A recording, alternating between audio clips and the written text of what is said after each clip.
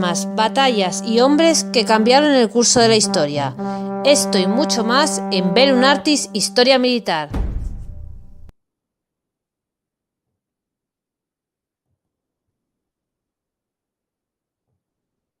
Kaliningrado es uno de los 47 oblasts que existen en la Federación Rusa, y el único de ellos que está separado del resto del territorio ruso, enclavado entre el mar Báltico, Lituania y Polonia.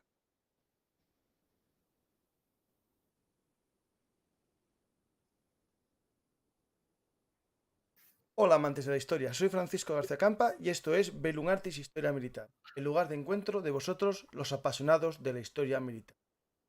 Hoy viajamos en el tiempo a nada, ahora mismo estamos ya en la actualidad, porque hoy vamos a hablar de actualidad, aunque siempre daremos alguna pincelada de historia.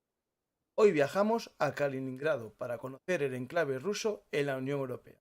Pero antes, os agradezco a todos los mecenas, a todos los Patreons, a todos aquellos que aportáis para escuchar anticipadamente en iVoox, también a aquellos que aportáis desinteresadamente en YouTube. Os agradezco a todos vuestro apoyo, que anima a seguir y también a saber que no dependo de la monetización de YouTube, que censura algunos vídeos que no le gustan. Espero que sigáis disfrutando de las historias habladas de Bellum Artis Historia Militar por mucho tiempo. Y hoy doy las gracias a Andrés Felipe Díaz Lesmes por subir al rango de prefecto. Muchas gracias y espero que sigas durante mucho tiempo disfrutando de nuestras historias habladas como hacéis todos los demás que cada día dais a me gusta y compartís programas de Bellum Artis. Sin más dilación, os dejo con Kaliningrado. Pero para ello contamos con la ayuda de un amigo de Bellum Artis y experto en la actualidad, Lucas Martín. Hola Lucas, ¿qué tal? ¿Qué tal? Buenas noches. Hoy volvemos a hablar no de tu libro exactamente, de tu libro Visión Global, un mundo en constante evolución, que nos sirve de cabecera para entender este mundo actual. Yo creo que tendrás que hacer ya la segunda edición para Sí, darle, una segunda edición, no, un segundo volumen estamos para en ello, explicar todo esto. Estamos en ello y espero después de verano tenerlo ya perfilado prácticamente y acabado.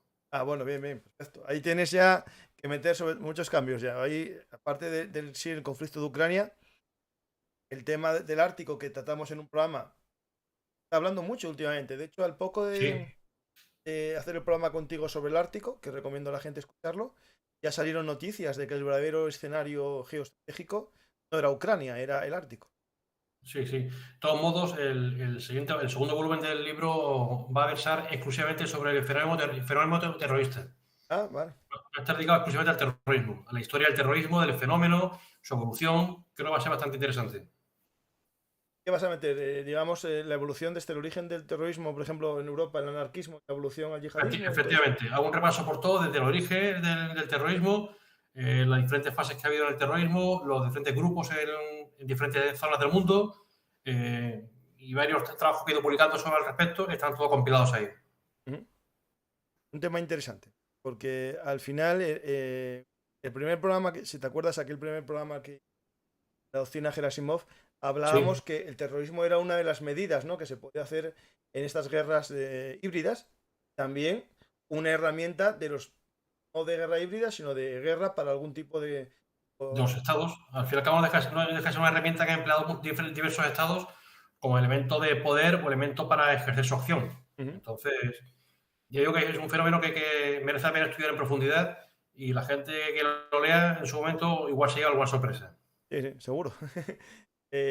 Vamos hoy a hablar de una ciudad, bueno, una región, es un pequeño islote, que hablando con conocidos míos, que gente digamos que no son como yo, un apasionado de la historia, pues no sabían situar muy bien en el mapa. Creo que muchos españoles y europeos, si hablamos de Kaliningrado, hombre, decía que está cerca de Stalingrado, estará cerca de Leningrado. Pues no, cerca no está, ¿no? Claro, la gente escucha grado y ya piensa. Efectivamente. No, la verdad es que para empezar, la denominación de Kaliningrado es un exclave, porque es una porción de territorio ruso fuera de lo que es la Rusia continental, la Rusia que conocemos. Es un pequeño trozo de terreno situado entre Polonia y Lituania y con costa hacia el mar Báltico. y que, bueno, tiene una extensión aproximadamente de unos 15.000 kilómetros cuadrados y una longitud de unos 220 y una anchura de unos 100 kilómetros aproximadamente. Digamos que es poco más que una provincia española de las pequeñas. Sí, de hecho tiene aproximadamente 1 millón de habitantes más o menos y de ese millón casi la mitad, 430.000, 450.000, se concentra en la capital. Pues tenemos una ciudad que antes de hablar de su importancia geopolítica o geoestratégica actual, podemos darle una visión histórica, ¿no? A mí me gusta mucho la historia.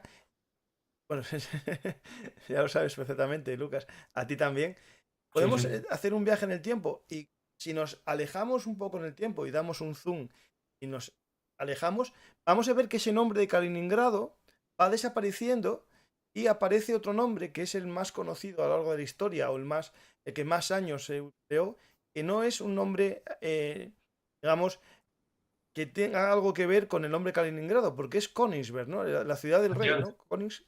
Königsberg. Königsberg, que no deja de ser, bueno, anteriormente Kaliningrado es lo que antes se conocía como la Prusia Oriental, Sí, sí. ¿vale?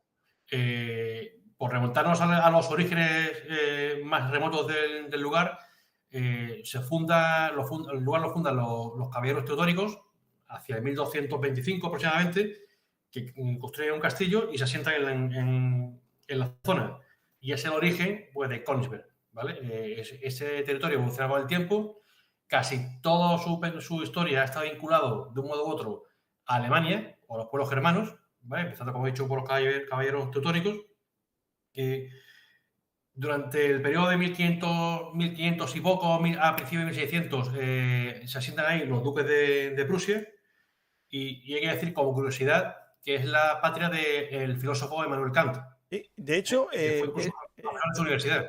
algo interesante, ¿no? Hablamos de Kant, ¿no? De esa frase, ¿no? De que el mundo viajar te hace más inteligente y más culto, ¿no? Es algo que decimos sí muchas veces. Pues Kant no salió jamás de Königsberg. Digamos, de Königsberg, aunque estaba vinculada al resto de la Prusia Oriental, nunca salió de la provincia, digamos, de los alrededores de Kaliningrado. O Königsberg, de la ciudad. Sí, sí, es Es curioso algo es que me eso. llamó siempre atención y cuando lo leí, no lo leí ni una vez, lo leí varias veces. Es decir, era un hombre que viajó con los libros, no viajó en Erasmus ni nada parecido. Nunca salió de la provincia de Königsberg. Quizás por eso lo decía. Eh, hay un.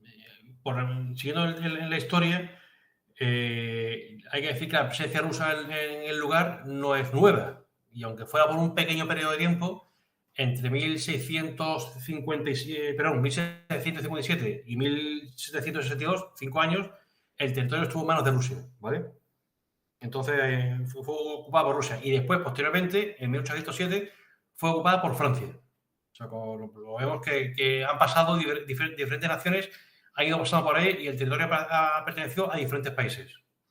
Hasta ya, por fin, después de, bueno, durante la Primera Guerra Mundial, fue el principal foco de enfrentamiento entre Rusia y Alemania, que se produjeron los principales combates, era un territorio muy, muy importante, y fue ya durante la Segunda Guerra Mundial, tras la conferencia de Potsdam, cuando Rusia manifiesta que quiere el territorio ese, que se hace con ese territorio, ahora explicaremos por qué, y se le concede, y ya desde entonces, pues, pertenece a Rusia.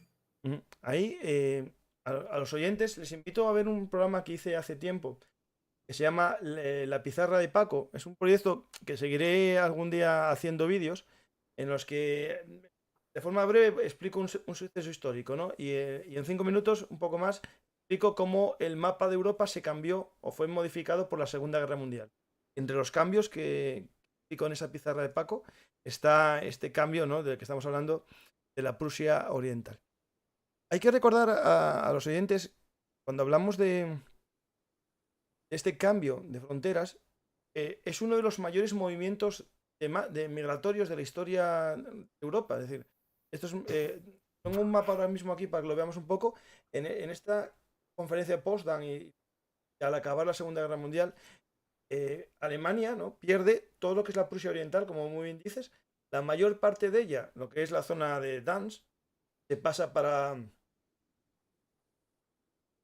Polonia, pero Königsberg se lo queda a Rusia la Rusia, bueno, la URSS, se lo queda la URSS, teniendo en cuenta que antiguamente estaba vinculado o fronterizo con los países bálticos, ¿no? Con Lituania.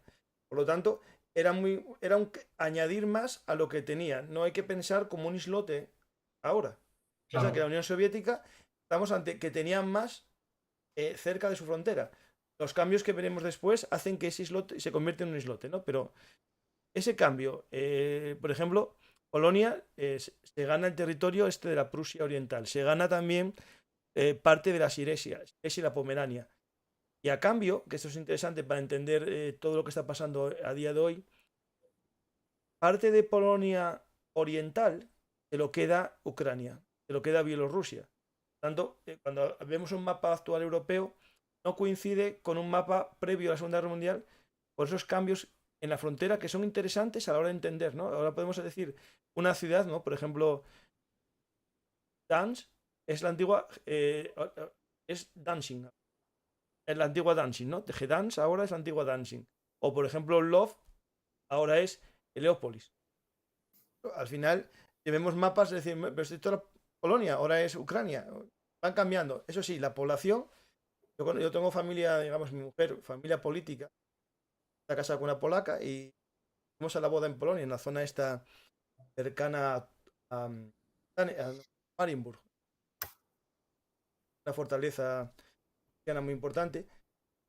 Ellos eran de origen polaco en la zona de la actual Ucrania y en la Segunda Guerra Mundial les movieron a todos hacia ese territorio de la Prusia Oriental.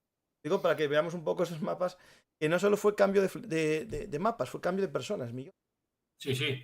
Bueno, y ya dando otro pequeño detalle que, bueno, no tiene mucha importancia, o sí la tiene, es el 46 cuando se le cambia el nombre y pasa de ser Königsberg a ser Kaliningrado. Ujú. Y ahí le dan ya, primero ya un nivel, o sea, un término claramente ruso. Eso pasó, por ejemplo, la ciudad de San Petersburgo, en la época de Pedro Grande tenía ese nombre en alemán y después pasó a Petrogrado. Claro. Pasó posteriormente allá a Leningrado, ¿no? Pero es interesante que ese término grado, ¿no? Es eslavizarlo, ¿no? Es hacerlo ruso.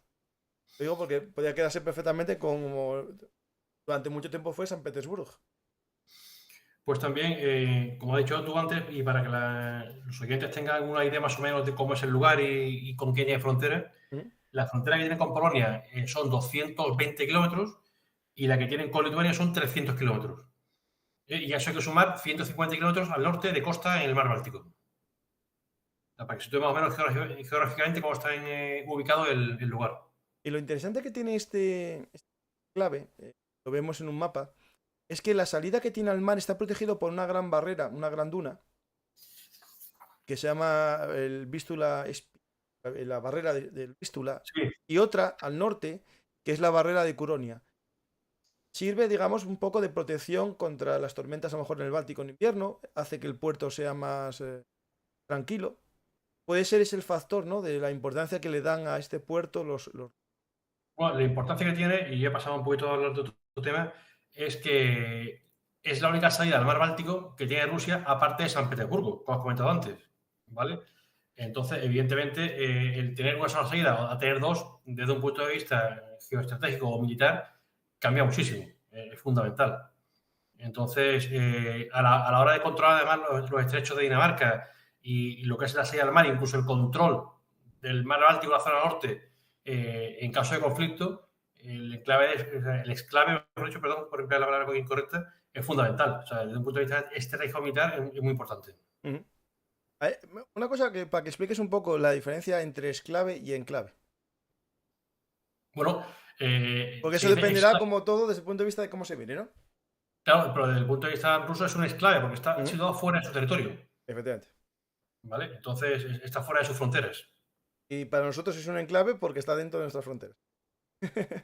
Digamos, Después de la Unión Europea. siguiendo con la historia, hay Ujú. que comentar que uno de los principales escollos cuando con Lituania, cuando los países bálticos entraron en la Unión, pasaron a formar parte de la Unión Europea, y uno de los principales puntos de negociación fue todo el tema del movimiento de personas, el paso de personas desde Kaliningrado hasta Rusia, vamos a llamar Rusia continental, ¿vale? Claro. Esto cuando cae en la Unión Soviética, una de las cosas que preocupa mucho a Rusia, bueno, el gobierno que queda en un momento así, es muy complejo esa caída de Rusia, la caída de Gorbachev deja el poder, tiene unos momentos difíciles. Hay un momento en el que Rusia como que queda un poco en shock, ¿no? Y no tiene muy claro cómo queda el estatus de esa ciudad, ¿no? Y al final, Claro. cuando está en Lituania, Letonia y Estonia independientes, ahí a lo mejor era más fácil o más difícil, ¿te acuerdas tú? Porque no me acuerdo exactamente. Cuando se caen y todavía no están en la Unión Europea, ¿cuál era la relación, digamos, para entrar? Si les dejaban, lo tenían aislado. No, manteníamos acuerdos bilaterales, ¿Mm? no estaba aislado, no había mayor problema, entre comillas. El problema surge cuando pasan a formar parte de la Unión Europea, porque claro, al ser territorio extracomunitario, ¿Mm? en teoría cualquier habitante de Kaliningrado que quisiera viajar hacia Rusia necesitaba un visado para poder pasar por Lituania o pasar por Polonia y llegar hasta Rusia. Entonces, eso genera una serie de problemas y entraba en colisión cualquier acuerdo que se llegara, pues con la posible libre de circulación de personas dentro de la Unión Europea. En fin, ahí las negociaciones fueron duras y fueron. El principal problema era ese, el cómo se iba a controlar el tránsito de personas de un lado a otro de la frontera, teniendo en cuenta que en teoría un ciudadano ruso que vive en Kaliningrado tiene todo el derecho a viajar a Moscú, ¿vale? Entonces, por eso se evitaron una serie de corredores. He leído por ahí, no sé dónde lo tengo ahora, pero creo que son 24 o 25 pasos los que hay a lo largo de la frontera de Kaliningrado. Ojo, ¿eh? O sea, que no son pocos. Que no son pocos. Pero bueno, o sea, al final lo que se hace es se lleva a ser acuerdos para ver cómo se van a pasar esas personas y después se habilita el famoso corredor, pues para permitir la entrada de mercancías procedentes de Rusia hacia Kaliningrado. Es el más famoso, es el corredor Suwalki, ¿no? Eso es. Es un corredor que va desde Bielorrusia, vamos, el Piquín que está más cerca de Bielorrusia Claro. hacia Grado, se mete casi fronterizo, pegando la frontera entre Polonia y Lituania, ¿no? Sí, sí, así es. Y ese es, digamos, el que hace, porque es un corredor ferroviario, el que ha generado pues, las tensiones que ha habido últimamente y el que ha generado fricción por las medidas que en su momento anunció Lituania. Hay que decir, Francisco, que como he dicho antes, es decir, el exclave o la región de Kaliningrado, el Oblast, vamos a llamarlo Oblast, porque no deja de ser un Oblast, desde el punto de vista militar, vamos a pensar en la situación actual, en un caso de conflicto, realmente su importancia terrestre es mínima. Sí, Porque claro. está rodeado, que está aislado y que tiene difícil defensa terrestre. Pero cobra toda su importancia desde el punto de vista marítimo.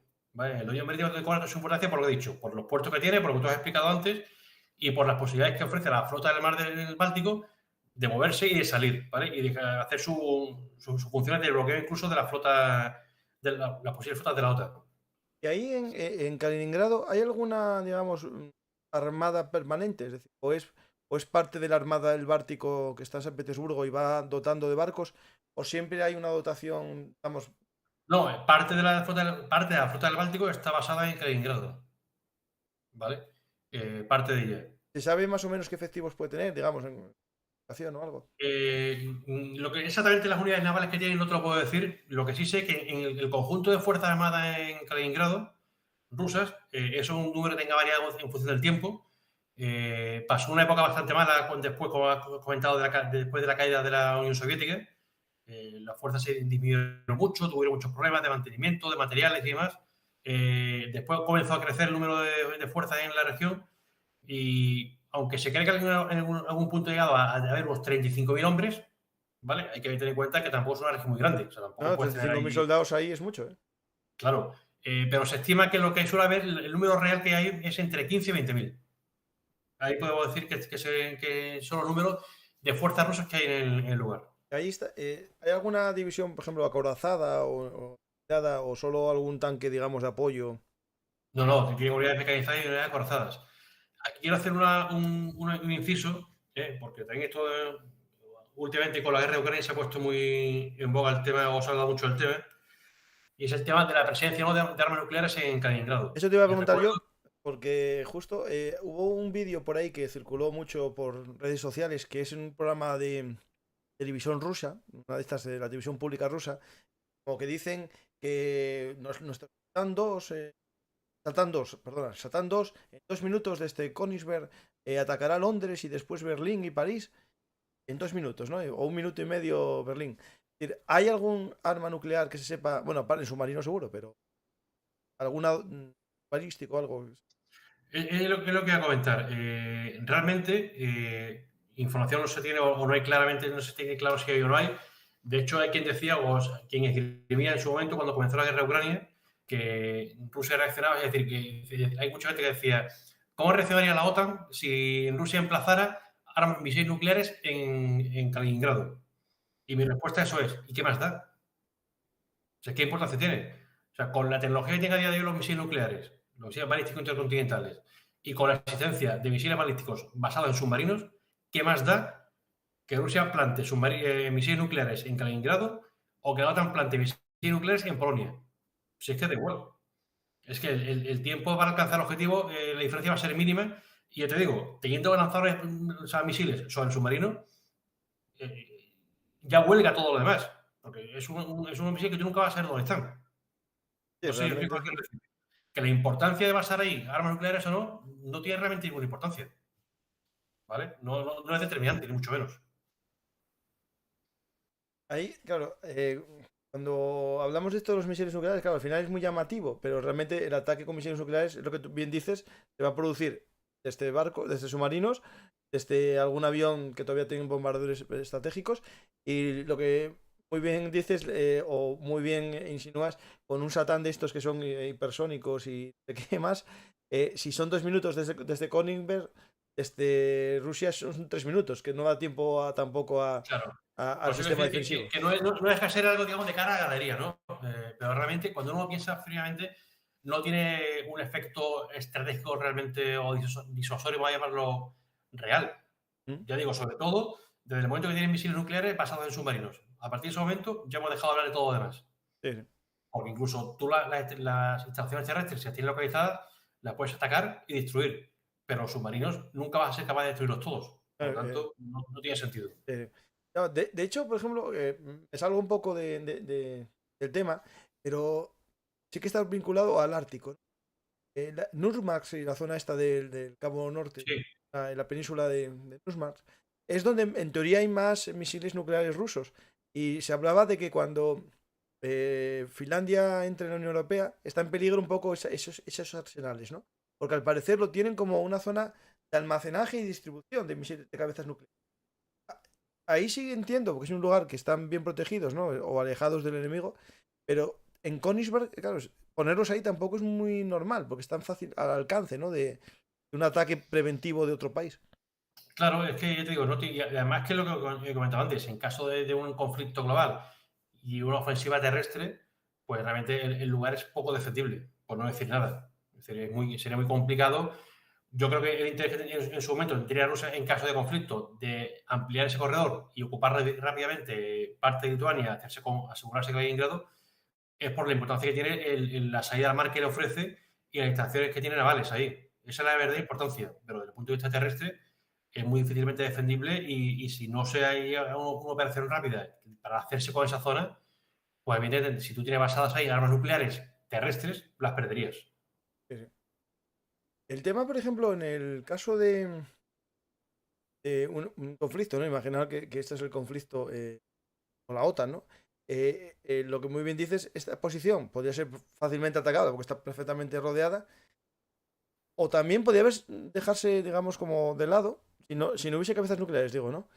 Para evitar a lo mejor la tentación de un lanzamiento nuclear, ¿no? Porque en el programa que hice con Willy Polido sobre el empleo de armas nucleares, dicen que los rusos tienen que, si se pone en peligro el territorio, la integridad de su Efectivamente. tal, lo usarían. Claro, ahí fácilmente se pone en peligro la integridad, porque tú esa provincia pierde un oblast entero. Claro, y además, y no solo eso, sino como he comentado antes, la importancia que tiene la base naval. Entonces, no solamente estaría tocado su territorio y estaría en peligro su integridad territorial, sino que además su integridad territorial y su infraestructura militar, ¿no? En cierto modo, o una parte importante de ella, un elemento importante. Entonces, sería una tentación demasiado grande el empleo de algún tipo de artefacto nuclear para defenderlo. Sí. Preguntaban aquí, bueno, la idea del programa era preguntas abiertas, porque tampoco es que el tema en sí, cuando hablábamos de este encierre, ¿no?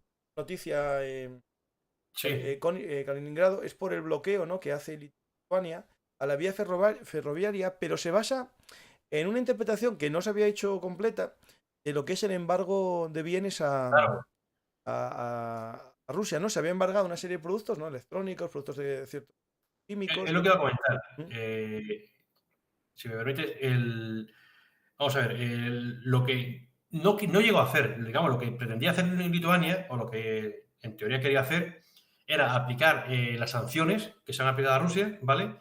Y aplicarlo también al paso por su territorio de todas las mercancías objeto de sanción que proceden de Rusia hacia el Kaliningrado o viceversa, ¿vale? Es decir, ejercer un tipo de, digamos, de fiscalización sobre ese corredor ferroviario para evitar la entrada de ese material. Claro, que al fin y al cabo se convertía en un bloqueo de facto hacia Kaliningrado. Ah, pero, ¿Qué problema hay o qué cara tiene esto? Que evidentemente Rusia puede que esté usando Kaliningrado como una puerta trasera para eludir en cierto modo el embargo, estas sanciones, ¿vale?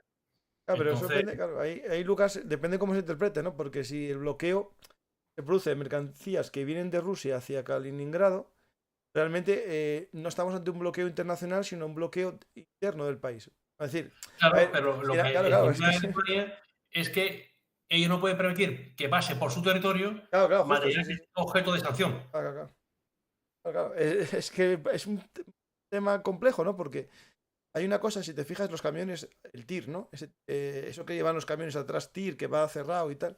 Ujú. Supuestamente eso es para que la mercancía, ¿no? Entre en un uso no aduanero.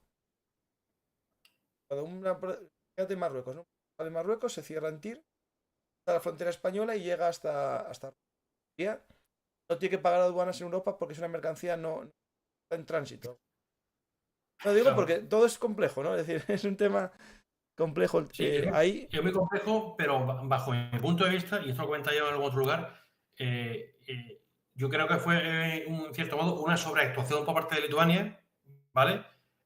Vamos a ver, no exento de base quizás legal, porque al fin y al cabo era cumplir a rajatabla o al pie de la letra lo que dicen las sanciones, pero también bajo mi punto de vista, mi pregunta es, ¿qué se gana con eso?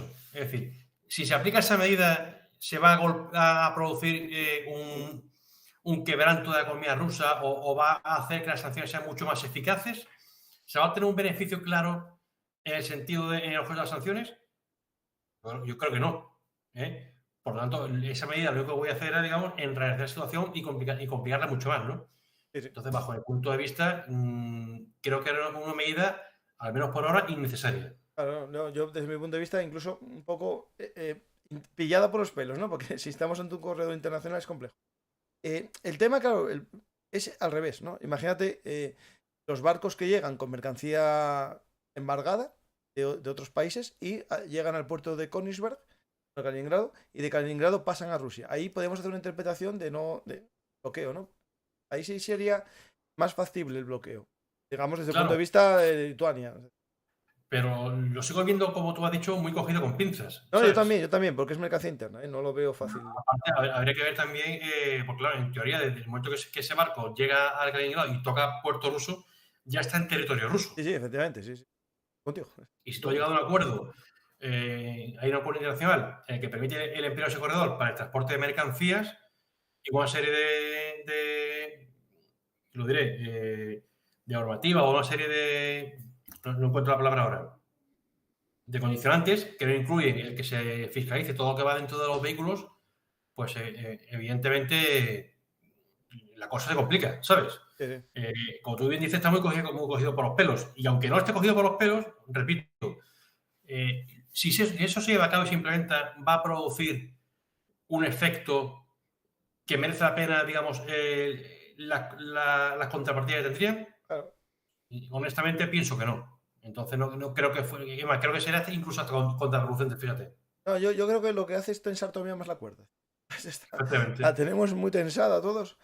Y no merece la pena, ojo, y esto quiere decir que, que al menos yo personalmente no considere que hay que implementar todas las sanciones que se puedan a Rusia y que la invasión de un país de la forma que ha hecho Rusia no está justificado bajo ningún momento, ¿vale? No, eso es cierto, no, una cosa no quita la otra. Claro, eso lo hay que dejar claro. Pero en este caso también pienso que hay que jugar con la cabeza y no hay que tensar la cuerda más de lo necesario. Habrá que tensarla cuando sea necesario, pero ahora, y con esa medida, pienso que era un poco sobreactuación. El problema de todo este conflicto que estamos viendo, ¿no? Es que al final, como no puede haber una gran actuación, ¿no? Digamos, el kit de la cuestión. Ahí hablo yo de Lucas, no opines tú, ¿no? El kit de la cuestión es, si estuviésemos ante un mundo no nuclear, ¿no? Armas nucleares, viendo la situación actual, puede que muchos países hubiesen intervenido. Claro, han aprovechado una ocasión, ya no se ve muy potente, ¿no? Realmente, yo viendo desde fuera, alguien me criticará ahora mismo y dirá lo que quiera, pero yo viendo desde fuera no veo que Rusia tenga una gran potencia para meterse en una guerra a gran escala. Si no tuviese armas nucleares. Como tiene armas nucleares, ningún país se atreve a entrar en guerra. Entonces lo que hay es sobreactuaciones, ¿no? Que al final tienes que demostrar que estás en contra de ese conflicto, pero sabes que no puedes entrar. Y a lo mejor Lituania lo que está diciendo claramente es, yo estoy en contra, quiero declarar, digamos, no digo enemistad, pero sí en mi clara renuncia, y veo esta medida como una medida que llama la atención, ¿no? Yo creo que va por ahí en parte. Hombre, sí, evidentemente, bueno, lo que ha puesto de relieve este conflicto actual es que esa supuesta capacidad de las Fuerzas Armadas rusas en el plano convencional, pues no era tal, ¿no? Y ha demostrado, que ha dado patente que Rusia, lo que es desde el punto de vista convencional, no tiene capacidad de disuasión. Eso creo que lo hemos comentado otra vez que hemos hablado, ¿no? Claro, al perder esa capacidad de disuasión con sus fuerzas convencionales, ¿qué es lo que le queda? Solamente las fuerzas nucleares Sí, sí. para disuadir. Ojo, con elemento de disuasión, ¿vale? Y es lo que respalda Rusia, es decir, es lo que respalda su disposición a usar ese armamento en caso que sea necesario. Y es lo que todo el mundo tiene un poco retenido. Por eso, mira, estaba mirando aquí unos documentos que tengo y he encontrado lo más aproximado que hay de hoy de las fuerzas que tiene Rusia, en fuerzas navales que tiene Rusia en Kaliningrado, ¿vale? Lo puedo hacer un pequeño resumen. Tiene 2 unidades navales submarinas, los 2 submarinos, y 56 unidades de superficie. Entre ellas se incluyen 2 destructores, 4 fragatas, 2 patrulleros de altura, 6 buques lanzamisiles, 6 buques antisubmarinos, 6 buques torpederos, ¿vale? Y ya después pequeños buques de menor calado, ¿de acuerdo? Y después los submarinos que tiene basados ahí proceden de la década de los 80 y son de la clase Kilo, que son submarinos diésel. Eso porque veamos lo que tiene, digamos, desde el punto de vista naval, que no es poco, 56 buques, No. que no es poco.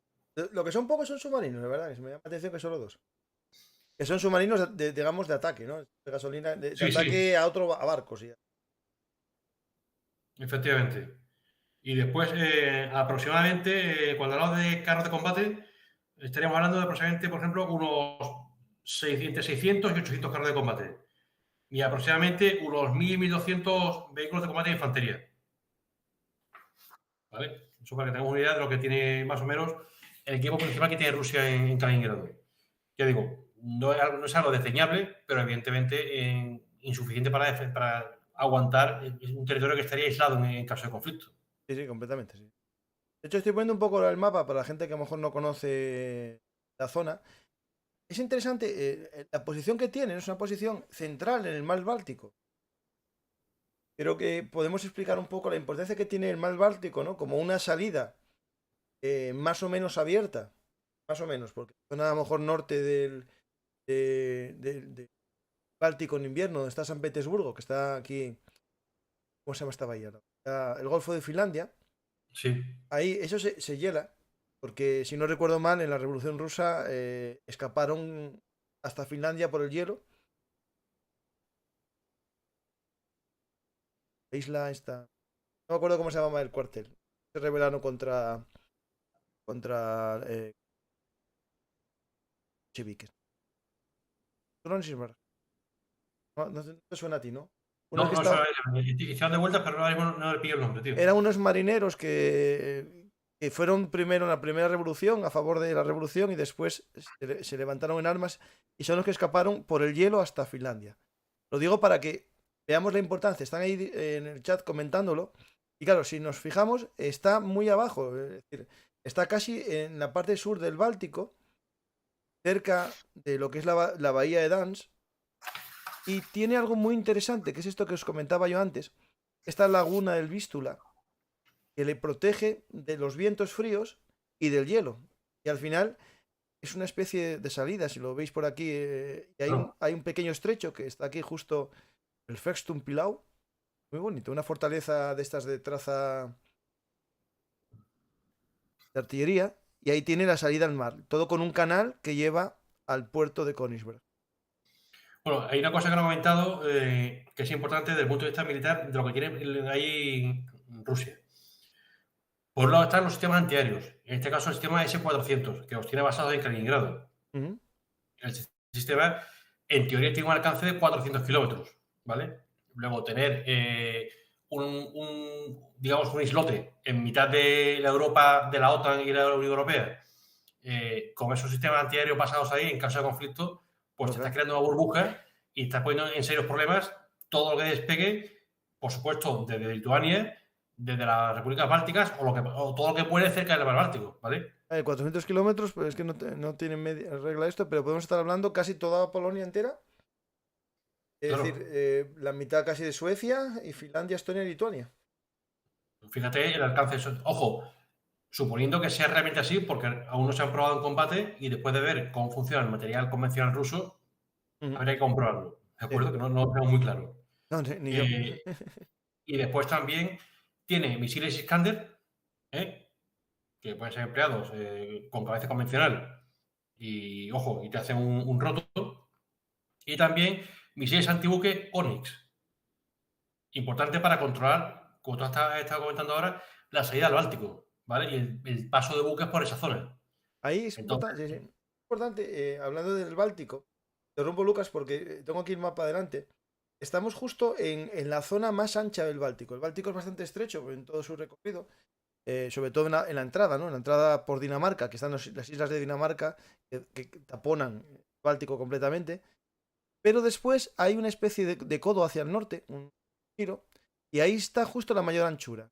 Sería en la costa de Kaliningrado, y hacia el norte hay la famosa isla ahí, se me fue, Gothenburg, la Gotland. Gotland, eso, justo, la Gotland, justo, sí. Sí. Que es, digamos, a día de hoy un lugar también caliente, ¿no? Porque muchos aviones rusos pasan por ahí y muchos salen de Kaliningrado. Hombre, es que en su momento se habló, y recuerda que al comienzo de la guerra con Ucrania, Suecia reforzó la presencia militar en esa isla porque pensaba que en un momento dado Rusia podía dar el paso de invadir esa isla. Es que, evidentemente, en caso de un conflicto generalizado, si tú controlas Kaliningrado y controlas esa isla, pues ya tienes mucho ganado para controlar todo el Báltico. Y sobre todo con la intención de salir hacia Atlántico, ¿vale? Y atravesando el estrecho de Dinamarca, que es la salida hacia el Mar del Norte, prácticamente. Sí. ¿Vale? Entonces, la importancia de la flota en el Kaliningrado estaría en hacerse con el control de los estrechos de Dinamarca para poder dar salida a toda la flota, tanto la que está en Kaliningrado como la que está en San Petersburgo. Kronstadt, justo, es Kronstadt. La fortaleza de Kronstadt, la que se reveló, que marcharon después. Lo ponen en el chat. La gente está en todo, los del chat, la verdad que son la gloria. Sí. Pero es un agua de agua dulce o como el Mar Menor. No, yo creo que es tipo Marisman. Es agua dulce completa, pero sí que es más dulce que el Báltico. Eso, pero bueno, en el caso ese es interesante que es peor, ¿eh? Porque al ser agua dulce, su punto de congelación es menor. Es decir, con agua dulce se congela a 0 grados y con sal es a menos algo. Es decir, mejor tener sal. Lo digo por si alguien piensa que al estar en agua dulce es la causa de que no hiele. No, peor. Evidentemente, si no tiene sal, se congela antes. Es un problema. Cuanto menos índice salino, más rápida la congelación. Ahí, Lucas, hicimos un programa hace poco sobre Troya, sobre la guerra económica en Troya, y hablábamos de que Manuel, pues está viendo, es Manuel Almodóvar, todo un programa muy bueno que recomiendo a la gente verlo sobre la guerra económica en Troya, Troya en llamas se llama el programa. Y había una cosa muy interesante, que el puerto de Troya era de agua dulce o semidulce, porque habían dos ríos que evacuaban agua hacia el puerto y con un sistema de canales sacaban el agua salada, de todo el agua, el barro. Y eso hacía que el puerto tuviese agua dulce y matase el gusano, esta broma que comía la madera, y había que sacar los barcos cada poco. Entonces en el puerto, como había agua dulce, no había moría el gusano ese de agua salada. Y al final, el negocio que estaba Troya y la hacía muy rica era que los barcos esperaban en ese puerto 2 días hasta que el viento soplase para pasar el estrecho de Marmara. Que de hecho, espero visitar Troya a no muy tardar. No, tienes que ir, no te lo pierdas. Y haz fotos. Hace poco estuve en Pérgamo y es un lugar espectacular, por cierto. Yo tengo ganas de ir, sí. Desde que lo estudié en Historia del Arte, sí que... A ver, aunque no tenga que ver con lo que estamos hablando, la ciudad de Pérgamo, si lo comparas, por ejemplo, con Éfeso, está mucho peor conservada, está mucho más destruida, evidentemente, por los avatares de la historia, pero lo que está en pie, sobre todo el teatro, que es el teatro más empinado del mundo, es impresionante. O sea, está encima de la colina, es una pasada. Ahí está, pues tengo que ir algún día. Háblame una cosa que es interesante, hablando del tema del Báltico, es que es un mar un poco profundo. Eso es cierto, y para los submarinos es muy malo, ¿no? Para poder salir de ahí. Claro. Hay que conocer muy bien los fondos, tenerlo muy bien cartografiado para ser capaz de moverte por ahí. Efectivamente. Sí. Eso es un... Quizás por eso también sea el hecho de tener ahí, emplear submarinos diésel. Claro. ¿Vale? Son menos voluminosos, menos grandes y son más maniobrables y quizás se puedan mover mejor por eso en esas aguas. Claro, por eso al final hay tan pocos submarinos. No es rentable tener una flota porque no va salido de más Bálticos. Si Dinamarca te cierra los estrechitos. Voy a poner un mapa para que lo veamos, porque es que son estrechos muy estrechos. Lo que estamos hablando de la zona de... No lo ves, pero bueno, tú sabes cómo es la geografía de... Sí.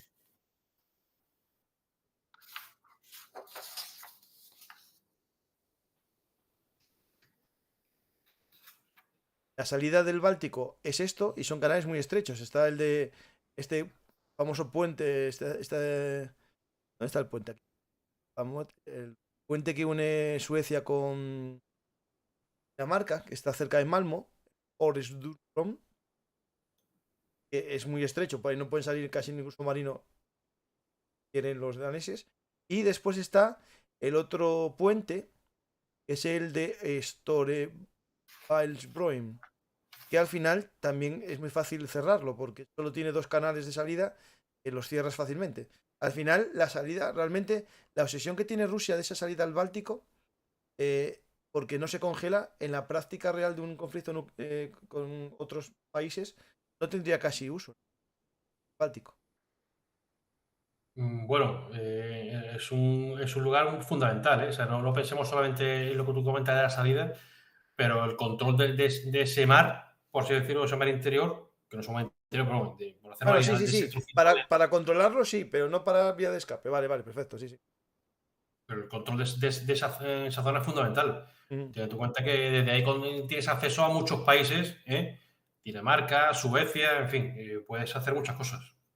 No, claro, yo estaba viendo el enfoque de sacar la flota fuera para atacar fuera, pero claro, si no controlas el mar, el movimiento de tropas de tu enemigo te llevaría a San Petersburgo en 4 días los barcos, sí. Claro, es que te he contado, entre otras cosas, para negar al enemigo el acceso a esa zona. Es que lo principal es negar que, en este caso, que el enemigo sea la OTAN, tenga acceso o vía libre por esa zona. Vale, eso sería lo que en un programa llamabas tú la negación de terreno. Claro. De mar, sí. Claro. Es así. Negar al enemigo el empleo de ese espacio. Yo pensaba en la salida a atacar, pero claro, en este caso es para defender. Que sí. Claro. No, bueno, para defender, ojo, pero entre comillas, o sea, también bueno, para atacar a Alemania, sí, atacar a Alemania y Polonia, que están controlar aquello, y también con el objetivo también de en cuanto puedas irte por los estrechos y hacerte con su control, ¿vale? Esa es la idea. Eso hay Hay una serie, pero bueno, no es el caso de Suecia. Es el caso, no sé si la vistes, o si no te invito, te animo a verla. Que es ocupado, que es una invasión rusa de Noruega. Y es interesante porque muestra un poco cómo sería una ocupación semianfibia y bueno, ¿En qué plataforma está? yo la vi en Movistar, pero creo que está también en Amazon. Se llama Vale. Occupy. Occupate. Vale. Lo miraré porque me interesa. Sí, y meten política. Y es un tema muy interesante esa serie, es de hace ya, yo creo que 10 años o por ahí. Y verás cómo te suena esa historia. Bueno, a mí me suena, fíjate, de pequeño, que digo crío, de ver cuando había una serie que era sobre un conflicto entre Estados Unidos y Rusia en Alaska. Ah, Y que al final, la última escena de la serie era que Rusia invadía Alaska y había una pequeña unidad americana que se quedaba aislada, estaba defendiendo un punto y al final pues, los rusos atacaban y acababan con los americanos. Y me acuerdo de esa serie, tengo que averiguar cuál era y ya se la recupero. porque pone películas de invasiones y tal, pero series no me suenan. Pues, si sabes cuál es, me lo dices. Pero Es mira una serie esta. cortita, de 3-4 capítulos, te digo, y te hablo de los años, sería 86, 85, algo así, más o menos. Mm, sí, sí. Después hay una cosa en el chat que voy a comentarlo después, ¿vale? La serie, mira de qué va, y verás que tiene miga. Es Noruega descubre una especie de fusión nuclear, más o menos ecológica, que no emite nada y genera electricidad gratuita. Entonces, Noruega deja de sacar petróleo y gas. Y la Unión Europea, claro, se encuentra en un marrón porque se encuentra sin el combustible, ¿no? Y claro, ¿qué pasa? Que también si se generaliza el invento de los noruegos, Rusia se queda sin vender su gas y su petróleo. Entonces, como que llega a un acuerdo entre la Unión Europea que deja hacer y Rusia que hace, e invade Noruega, los rusos. Bueno, Es un giro rocambolesco. esta Pero audiencia, está muy bien por la diplomacia, porque se mete en cómo juega la diplomacia, cómo juega la no intervención de otros países, es decir, esa. sí, pero hay cosas ahí que son muy reales y tan real como que efectivamente la economía rusa está basada principalmente en las exportaciones de gas y de petróleo. Sí, sí, sí. Yo estoy leyendo el libro Los hombres de Putin, así un día lo acabo porque son muchas hojas, y justo llegó, estoy en el 2004 más o menos, cuando toman el poder, y a un precio del 10 $20 el barril, que era lo que se dobló justo en aquel año, de 10 pasó a 20, estoy hablando año 2000, $10 pasó a 20, Rusia ya tenía el 40% o 45% de su PIB derivado de hidrocarburos. Y justo estoy en el año en el que, no me acuerdo cómo se llamaba el que era el dueño de la petrolera, que intentó venderla a Estados Unidos, la petrolera, y digamos, le meten en la cárcel por bueno, fraude fiscal y más cosas. Y Sí. hay una reflexión muy interesante que muestran en el libro, que es lo siguiente.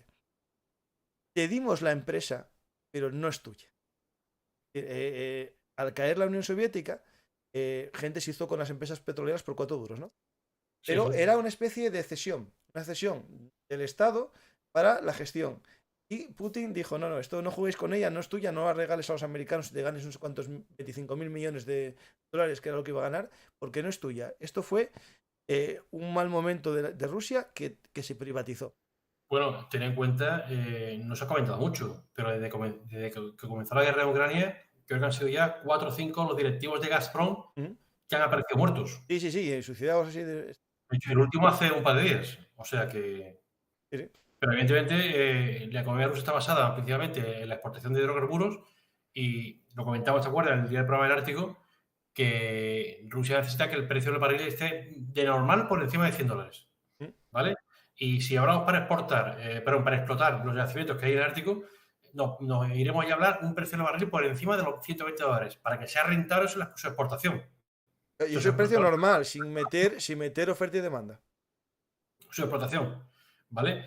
Entonces, ojo porque, de hecho, la gran pelea de Rusia siempre ha sido con la OPEP para conseguir que o bien limitar la producción para subir los precios, porque a Rusia le interesaba un precio del barril cuanto más alto mejor, evidentemente.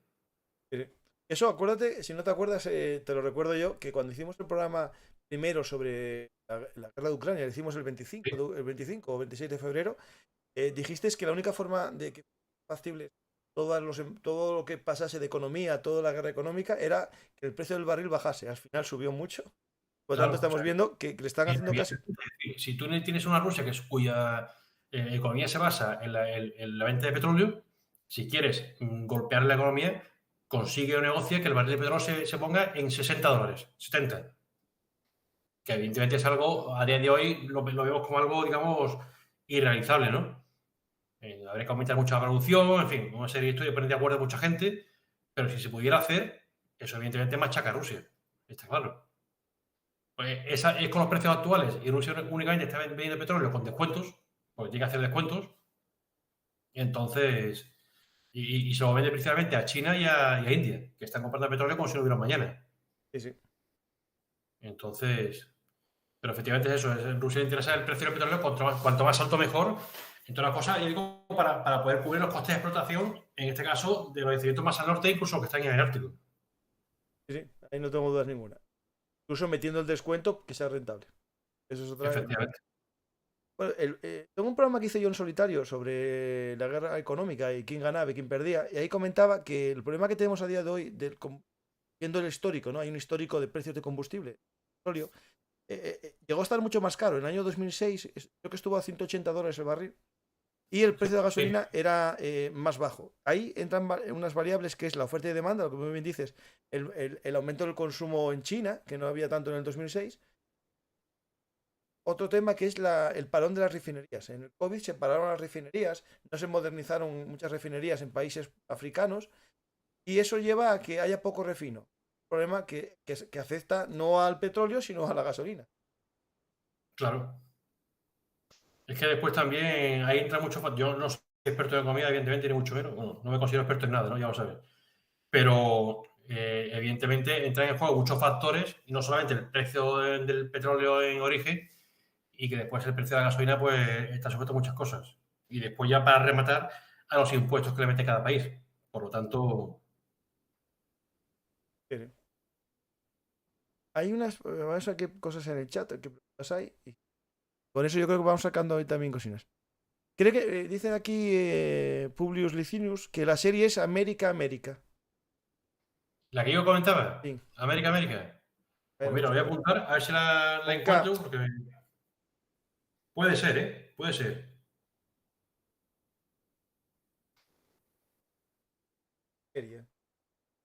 Más que tengo grabada esa imagen desde que era griego, ¿sabes? Sí, una invasión por parte de la Unión Soviética es esta, justo, sí.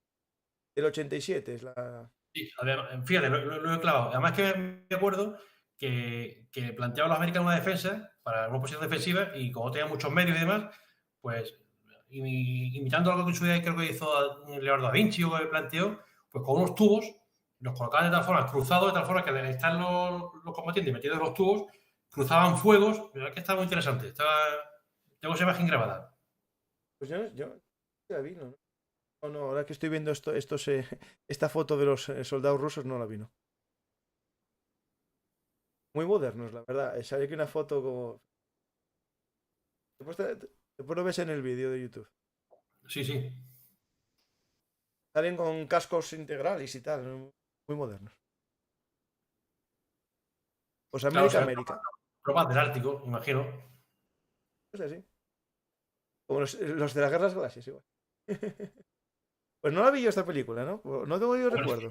Ahí tienes que llevar casco integral. Si vas en un vehículo, tienes que llevar un casco integral, ¿eh? Sí. Si no, pasa un poquito de frío en la cara. Y el actor sí me suena, ¿eh? De otras películas. A ver qué más preguntas nos hacen por ahí.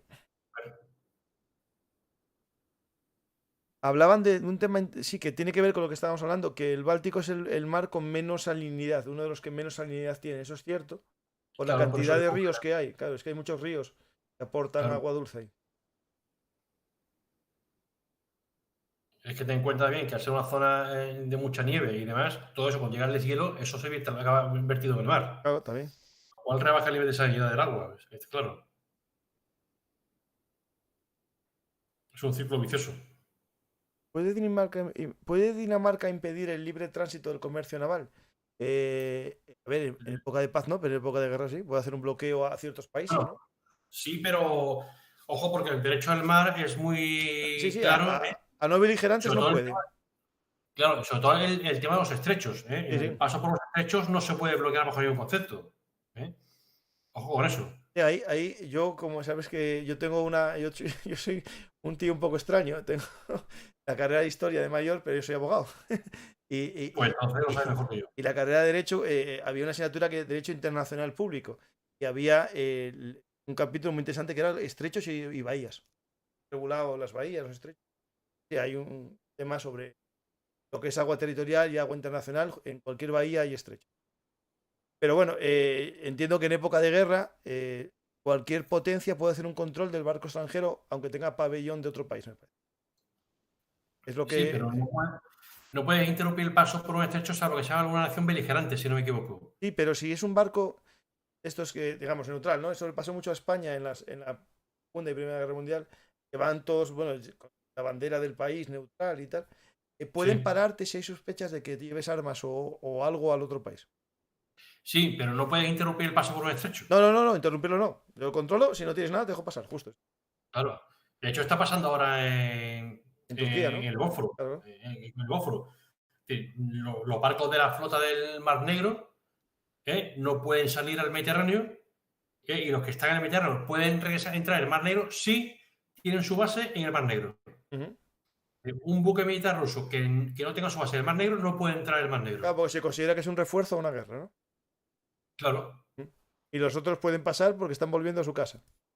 efectivamente. Y ahí incluso, si no recuerdo mal, en el tema del estrecho de Bósforo, Mar de Marmara, hay una limitación de tonelaje, algo así. Bueno, que cuando Ahí ya hundieron, me pilla. sí, sí, creo, ¿eh? Cuando el hundimiento del Mokba, del Moscú, se habló del tema de ese tipo de barco que tiene pesos concretos para poder pasar el canal. Lo que no sé si es por un tema de calado o por legislación, porque yo oí que era por legislación. No lo aseguro, ¿eh? Yo ahí ya no lo sé, pero efectivamente, yo digo, la flota rusa que está en el Mediterráneo, si sus barcos, de hecho, es uno de los motivos por los cuales decían que los rusos en los barcos que tienen en el Mediterráneo y lo que estaba en el Mar Negro, si te fijas, habían borrado todos los numerales, se lo habían tapado. ¿Para qué? Porque yo me entiendo, si tengo dos fragatas iguales, Sí. aunque una esté basada en el Mar Negro y otra no, si le borro el número, tú ya no sabes cuál es cuál. Si preguntan, digo yo, no, yo soy del barco de tal. Claro, eh, entonces, Documentación, mira, aquí está toda. No, es cierto, sí, es sí, que ese era el motivo, ¿no? Pero bueno, sí, sí. Bueno, también el motivo típico de que no sepan exactamente qué barco es, pues, como en cualquier guerra, que se suele borrar los numerales de los aviones de combate, ¿no? claro, no, de todo lo que puedas, lo borras. Es Sí, decir, sí. sobre todo para intentar evitar que el enemigo identifique qué unidad se está moviendo. Eso es una práctica habitual. De hecho, dicen aquí en el chat, que yo no sé si es cierto o es un rumor, que Rusia acaba de sacar un submarino nuclear que llevaba 30 años en construcción Sí, y lo lo he llaman, leído hoy. y lo llaman Severodonetsk. Lo he leído hoy. No sé qué nombre va a poner, pero bueno, aún le queda para estar en servicio. Es decir, lo han sacado de Ah, astillero y demás. Pero lo he leído hoy, que después de 30 años lo han sacado. 3 años. Unos cuantos. Y yo, Eh, sinceramente, no sé si me metería en ese submarino, ¿eh? No te lo garantizo. no, yo 30 años de construcción, muchos, ¿eh? Es decir, ¿qué motivos hay Eh, para parar? No sé. y que como está ahí con la industria rusa, no sé yo si es un submarino, el día que se meta bajo el agua, tiene muy claro que van a salir arriba o no. De hecho, uno de los primeros marrones que se comió Putin en su vida política, porque antes, digamos, antes de ser nombrado presidente, era alto funcionario, había trabajado en el ayuntamiento, pero como funcionario, no como político en sí. Y cuando Yeltsin lo propusieron como, bueno, como sucesor y tal, fue el hundimiento del Kursk, al poco. Ujú. Fue un gran marrón que tuvo junto con, bueno, con los atentados esos terroristas. Y hablaron de que, bueno, que no supo reaccionar y tardó tiempo en reaccionar ante el hundimiento. Es que es complejo, un hundimiento de un barco de estos marinos. Ten en cuenta que en este caso se unieron muchas cosas. Estaba probando un tipo nuevo de torpedo, al parecer, experimental, con lo cual se permitían que cualquier otro país colaborara con ellos en el rescate y lo conseguían. Podían tener acceso a información que no querían que se supiera. Se podía tener acceso a información de cómo estaba realmente el submarino. En fin, hay una serie de cosas que... Y conocemos todo el hermetismo tradicional de Rusia, ¿no? Ujú.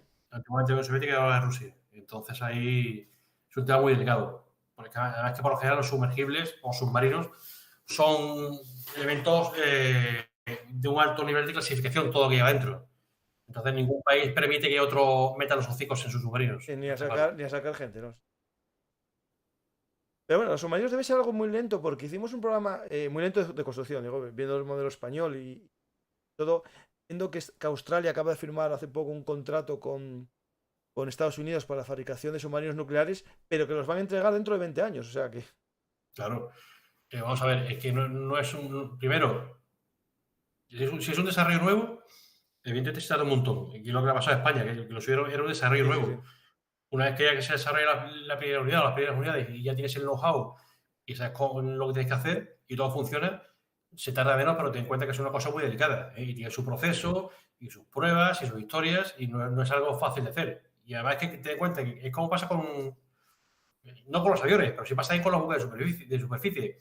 Tú contratas una serie de 5 o 6 fragatas, por ejemplo, como le pasa a España, y la tercera fragata de la serie no tiene nada que ver con la primera. Es No, porque decir, van según van cambiando, sí. saliendo, Claro. se le van añadiendo mejoras. ¿Vale? Hacemos una pregunta. El portaaviones Kutuzov. ¿Qué pasa? Estaba en dique seco, había quemado y yo creo que tardarán en sacarlo, ¿no? Meses, Y pero sí, y sigue ahí en dique seco y lo que le queda. yo creo que sí. Incluso había hoy, esos 6 meses no, Gon, yo vi que estaba para más tiempo. Sí, y le queda mucho. O sea, eso, bueno, yo sinceramente dudo que salga algún día. Claro, el problema que tiene es, al final es el uso, ¿no? El uso que pueda tener ese portaaviones. De hecho, el portaaviones era, si no recuerdo mal, el Kutuzov y el anterior que tenían, Kiev, ¿no? Eran como plataformas de un destructor y le habían puesto encima, o de una acorazado y le habían puesto una pista, porque el objetivo no era en sí como los europeos, que son, americanos, perdona, los americanos que son de proyección de fuerza, son todos asociados a elementos anfibios. Lo que tenía este barco era un poco, a ver, de segunda opción, ¿no? Porque la opción defensiva soviética en mar era con los barcos lanzamisiles, estos barcos tipo el Moscú, Sí, sí. destruir las flotas americanas de lejos. Y este barco, que como que no lo sabían. De hecho, había una apuesta o un jefe de Estado de la Marina que había apostado por un portaaviones cuando históricamente Rusia sabía que no era útil por el escenario que tienen geográfico. Es decir, no pueden usarlo en una gran batalla naval porque no es su, vamos, ser, ¿no? El ser no es el mal. Sí, y no es su forma de hacer la guerra ni se ajusta a sus necesidades, ¿no? Realmente tampoco le doy yo mucho sentido al hecho del tema de portaaviones ruso y la prueba está en que tampoco son los pequeños, porque se lleva no sé cuántos años en dique seco y lo que le queda, si le hiciera falta de verdad, ya se habrían preocupado de construir más y de tenerlo a punto en cuanto antes, ¿no? Y no le da mucha importancia, o sea, no tiene mucha prisa. Entonces, El Kuznetsov, que dije, Kutuzov, no. Kuznetsov, Sí, sí. sí, sí. Almirante Kuznetsov, creo que es. Yo siempre bromeé lo de la, lo de la capa de niebla que tenía. Era una capa de humo muy potente para taparse. Nunca lo viste los motores, echaba bastante humo. Las causas de para el mantenimiento. Pero bueno, ellos decían que era porque quemaba mucho aceite. Joder, yo sí tiene que... No quiero imaginarlo. Sí, sí, sí. ¿Nunca viste fotos? Sí, se acaba bastante humo. Hago una foto.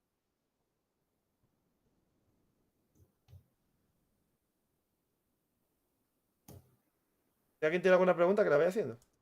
Sí, claro.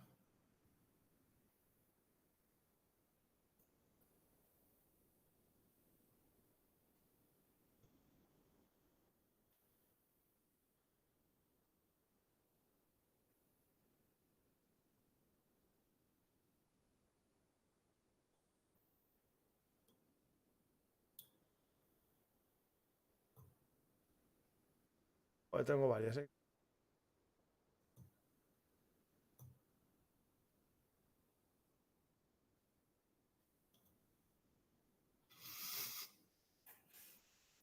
Esas de las que echa bastante humo. Sí, no, ahora la veré. ¿Alguien se anima a preguntarnos algo? A ver, vamos a ver. Puede ser también de otras cosas del Báltico o alguna cosa así. Hice hace poco un programa sobre China. Sí, Jorge, que es de un canal que se llama Descifrando la Guerra. sí, sí lo vi. Lo vistes, ¿no? Y hablan de hacer Gloria, que es una de las seguidoras más habituales del canal, de hacer otro día más adelante, no digo ahora, sino más adelante, otro sobre China. ¿Te apetece un día? Porque lo tratas en tu libro, Sí, tienes un sí, capítulo encantado. China da para uno, no, da para 5 programas como nos pongamos. pues para 5. Sí, sí. Pero no, yo encantado, sí, sí. Vale, Claro que perfecto. sí. Ya vamos viendo fechas. ¿Por qué no hace movilización general Rusia? Interesante pregunta. No tiene mucho que ver con el tema del Kaliningrado, pero muy interesante la pregunta. ¿Está haciendo algo quizás no parecido a una movilización? De hecho, han aprobado hace poco una ley, digamos, de una serie de medidas económicas para apoyar que prácticamente es una economía de guerra, ¿vale? Pero la movilización, primero porque si no estoy equivocado, para poder decretar la movilización tiene que declarar estado de guerra, ¿vale? Cosa que Rusia no ha hecho. Y de hecho no tienen prohibido llamar guerra a la operación militar especial, ¿vale? Pero en segundo lugar, es que, ojo, porque si declaran la movilización general y empiezan a movilizar levas de reclutas forzosas, igual se encuentra con un problema, ¿eh?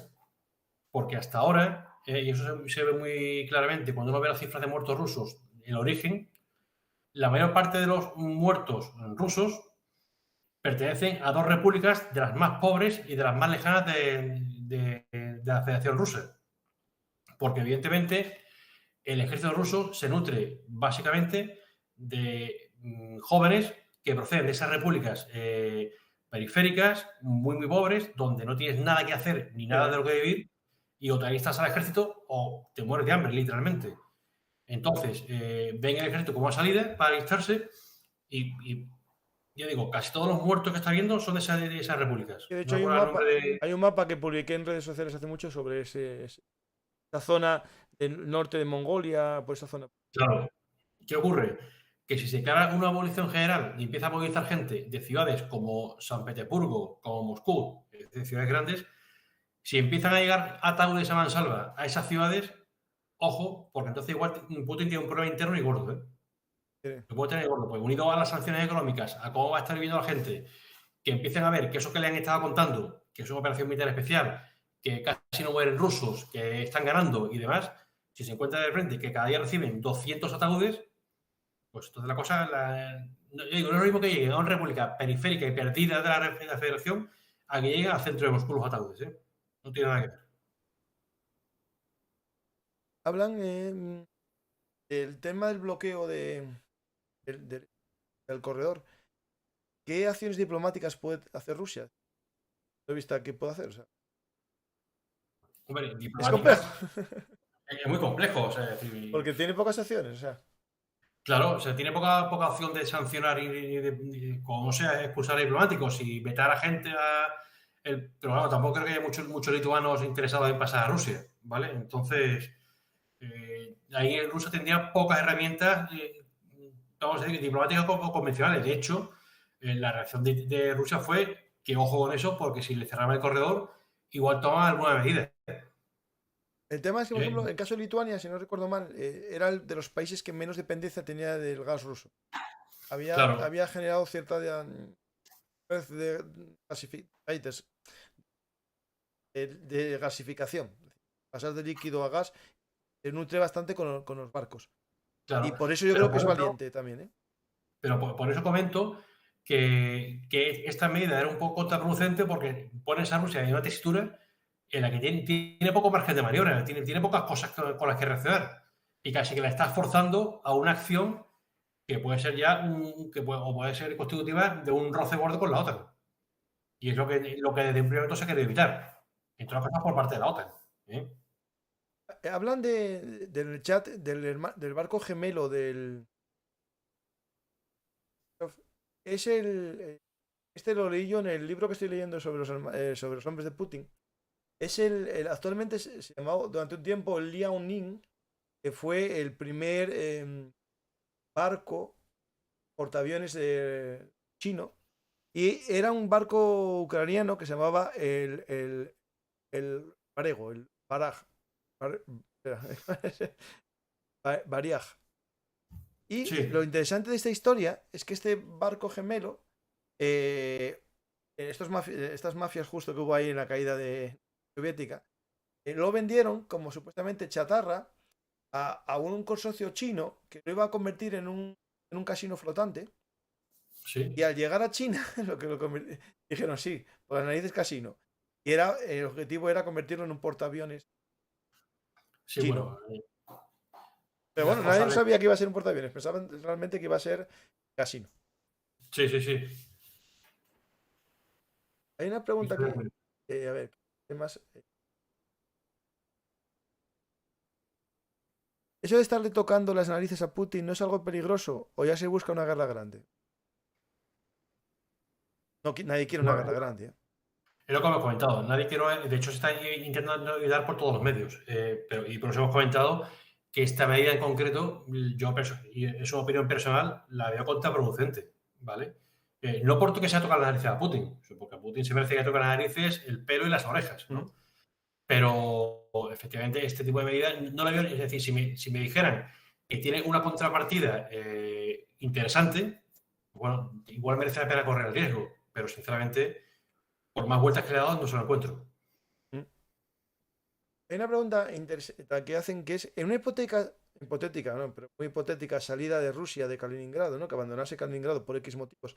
De hecho, si no recuerdo mal, alguien me dijo el otro día y yo pues lo tengo que investigar y no lo investigué, que en los momentos estos de los 90 habían propuesto vender Kaliningrado. Ahí ya me pillas, no, no No, lo a mí me sé. parece extraño. Me lo dijo José, que hicimos un programa con él, varios programas con él de Ucrania, y que lo había leído, pero que no sabía decir dónde. Me suena extraño, ¿no? A mí me extraña porque le da un cierto Bueno, valor e importancia. Pero bueno, pero también es cierto que en esa época de la caída de la Unión Soviética, año 90, 91, 92, Rusia pasó la Unión Soviética o Rusia pasó por un momento muy malo y no sé, tampoco se debería extrañar, no, no, a ¿vale? mí que en algún momento pasase por la mente de alguno, seguro que pudo ser, porque fue un momento de debacle. Con la llegada Claro. de Putin, bueno, ya se paró todo eso, y es lo que después, bueno, le hizo sí, mandatos y eso. Pero puede ser, no te digo que no hubiese alguno que se le ocurriese la idea a cambio de dinero para él, ¿eh? Lo que sería interesante es, haciendo política o geopolítica ficción, si en un momento Rusia decidiera abandonar ese territorio, yo entiendo que entonces debería de retornar a Alemania. A ver. Pero claro, ¿qué diría Lituania, por No, ejemplo? no, Lituania, no, era meme lo que a su parte. No, al parecer el que tiene un problema con el tema este es Polonia. Que Polonia sí que está pidiendo eso como territorio suyo. Porque Claro, históricamente, previamente a lo mejor a la llegada de la Orden Teutónica, formó parte de Polonia, ¿no? Pues no existía como tal. Pero no, es que ya nos remontamos a 1100, claro, claro, ¿sabes? claro, Entonces, justo. Es que el problema es que ese territorio de Königsberg es de los caballeros teutónicos desde el... sí, 1225 más o menos. Entonces, y a quien ha pertenecido tradicionalmente durante siempre ha sido a Alemania.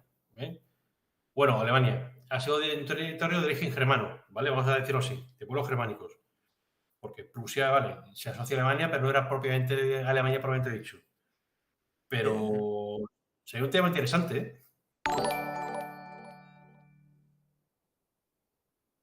Gracias, Helios, por la pregunta de Superchat.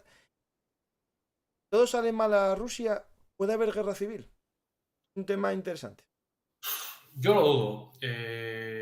Dudo mucho que haya cualquier tipo de movimiento interno en Rusia, hablo violento, para derrocar a Putin. Lo que sí espero es que esto sea el inicio, pues de un proceso interno que a futuro lleve a un cambio de régimen total en Rusia. ¿Eh? Pero para eso hace falta que Putin salga de la escena y, ojo, y salga de escena de forma natural, bien sea porque se va, bien sea porque la biología hace su trabajo, y que ese momento se aproveche pues, para hacer un cambio de régimen. Pero eso, porque además será la única forma de que a futuro se levanten las sanciones a Rusia. Ahora mismo Rusia, aunque la guerra en Ucrania pare, las sanciones no se van a levantar, van a seguir ahí. Estas sanciones han venido para quedarse. Y aunque ahora es porque están mal diseñadas o porque se han aplicado de forma errónea, están causando poca merma en Rusia, pero evidentemente a la larga causarán merma. Entonces, si unes ese efecto de las sanciones, más que poco a poco se va conociendo en Rusia la realidad de la guerra y todo lo que ha pasado, pues entiendo que esto en un momento dado puede llevar a que se plantee un cambio de régimen, pero espero que sea, y yo creo que será así, no con enfrentamiento ni con guerra civil, ni nada, porque lo peor que nos puede pasar ahora es que esto encima derivara en una lucha interna en Rusia que acabara desmembrando en parte la federación y se montara aquí un pifostio que no queremos nadie. No, el problema que se enfrentó en años 90 y algo, 2000, fue a problemas internos de autonomistas, independentistas. Putin, bueno, los acabó más o menos, los tranquilizó, creó cierta estabilidad, que bueno, que al final le vino subida, ¿no? De decir, bueno, ya tengo asegurado lo mío, voy a ir a más, ¿no? Pero el problema que tiene Rusia es que tiene nacionalismos centrífugos bastante Claro, potentes, que ante una símbolo de debilidad pueden que incluso los chechenos que ahora están tan de moda vuelvan claro, a su, digamos, tendencia centrífuga. a su fuero, Claro, claro, a ¿no? su fuero, porque si ven debilidad en el gobierno ruso, aprovecharán. Y eso puede llevar a que incluso armas nucleares queden como a la caída de la Unión Soviética, que queden en posesión de raros. Por eso, o Es sea, un tema muy no. complejo. De hecho, los herederos de Putin existen en los hoy, ¿no? Siloviki, no, Los Siloviki. Siloviki, que son los compañeros de él, muchos de la KGB que iban con él desde el año 2000. Y ahí dentro de ellos supuestamente están los sucesores. Hace poco salió una cosa que llamó la atención. Medvedev eh, dijo unas declaraciones muy fuertes, de que incluso de como destrucción de Lituania o de Europa. No sé si las vistes. Sí. Pero fueron muy fuertes, es decir, digamos, parece que Putin, y es que es algo que ya leí en muchos sitios, a Putin le echaron en cara que no quería, digamos, una opción demasiado dura contra Ucrania dentro de los... se enfrentaron a él. ¿Es cierto eso? ¿Lo oíste más gente? Vale, no sé si es cierto o no. Lo que sí te puedo decir es que en este caso Medvedev ¿Mm? es bastante más radical que Putin. Y esas declaraciones que tú has comentado ya hablan por sí solas. Aquí se habla mucho de quitar a Putin de la ecuación, pero ojo, porque si quitamos a Putin de la ecuación, ¿quién ocupa su puesto? Claro, claro, justo. Es lo que yo digo a Y la gente cuando me dicen, no, que quitan a Putin. Dije, esperar, que Putin es conocido.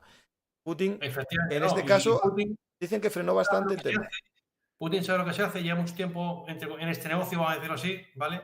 Y con todo lo que es un mal bicho, pero con todo lo que es, sabe cómo funciona esto, sabe hasta dónde puede llegar, hasta dónde puede apretar, y tiene muy claro, pues eso, cuáles son, digamos, los límites del juego, entre comillas. Igual un Medvedev de la vida no tiene esa experiencia, no tiene ese saber hacer y puede tomar algunas decisiones que sí que nos lleven a todos a una guerra global. Sí, sí. A ver, hay más preguntas por aquí. Em,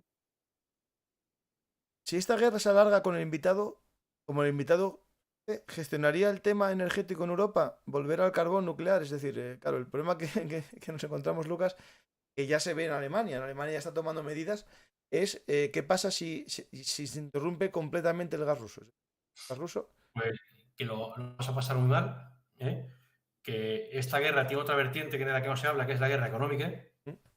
y y que igual que se está hablando de una guerra ya de desgaste en el plano militar, también estamos en una guerra de desgaste en el plano económico. Y es cuestión de ver quién va a aguantar más, si Rusia o la Unión Europea. Yo ahí sinceramente tengo mis dudas. No, yo, ¿eh? yo al principio la gente hablaba muy claramente que íbamos a ganar Europa porque éramos más potentes, pero viendo el Sí, tema podemos ser de... más potentes, pero somos menos resilientes. Eso, Nuestras sociedades justo, están eso. menos acostumbradas a Ahí, sufrir ahí y está. a pasar mal. Yo lo dije en el programa que hice sobre la guerra económica, que hice un programa que se llama Guerra Económica, ¿quién gana? Hablamos, fue yo solo que me apeteció hablar con la gente y di varias cosas. El tema es muy interesante y uno de destacar, ¿no? Es el tema de que nosotros tenemos más dinero, pero puede que los rusos necesiten menos dinero. Voy a explicarlo de una manera. El ciudadano Sí, medio sí, no. ruso vive con poco más que la comida Y, más básica porque no tiene y que está el lujo de acostumbrado ir a un restaurante todos los días. y que está acostumbrado a sufrir Eso, y a justo. pasar mal, a tener carencias. Y aquí en Europa, gracias a Dios, porque hemos pasado un periodo de paz muy largo Ujú. y de desarrollo muy importante, pues no estamos acostumbrados ya a pasarlo mal y, no, y estamos acostumbrados a salir a tomar nuestra cerveza, nuestra tapa, irnos a un restaurante o irte de vacaciones, ¿no? Y ojo, porque igual hay que pensar que eso por una temporada se nos ha acabado. Sí, sí. De hecho, Ojo, si queremos ganar esto.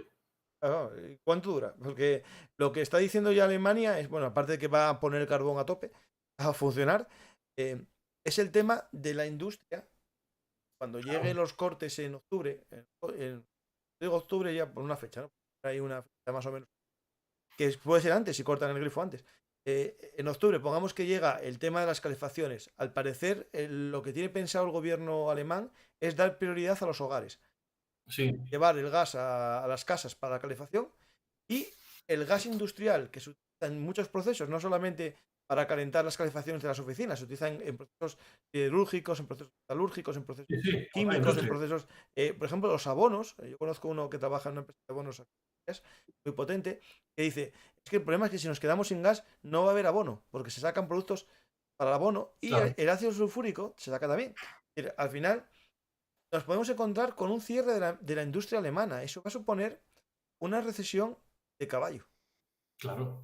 Pero hay que pensarlo entre comillas por el lado bueno. Es decir, este cambio al que vamos a estar obligados o al que vamos a estar abocados, pues al final va a hacer que nos hagamos menos dependientes o independientes de la fuente de energía rusa, con lo cual Rusia se acaba su fuente de ingresos, y por otro lado va a forzar que se busquen nuevas formas de obtener energía para poner en marcha la industria. O sea, al final las dificultades te hacen anunciar el ingenio. Sí, sí. Entonces, que sí, pero evidentemente el viaje que vamos a pagar por pasar por todo eso va a ser duro, pero es lo que hay. ¿Hay alguna pregunta más? Bueno, hablan del tema de que España tiene garantizado el gas por el contrato que tenemos con Argelia. Yo ahí, España no tiene garantizado nada. efectivamente. Yo hice hace poco con Pedro Villanueva y hace más tiempo con Triana, que tiene un canal en la frontera sur, con Argelia, 2 programas, y en los dos me quedó claro que el contrato existe, es verdad, pero puede haber una avería, puede haber una reducción de presión. Primero, Por X los contratos están para romperlos, ¿vale? como toda la vida, Siempre son como toda la anuncios vida. legales para romperlos. En segundo lugar, yo ya lo publiqué en un artículo que saqué hace un mes o así, y hablaba del tema de la posibilidad de que Argelia, en cierto modo, presionada por Rusia, pues jugara con nosotros con el tema del gas, porque digamos la forma de hacer una pinza de Europa, porque Argelia suministra gas principalmente a través de España y a través de Italia, ¿vale? Si a eso le unes que España le ha metido el dedo a Argelia en el ojo hasta la tercera falange, Adentro.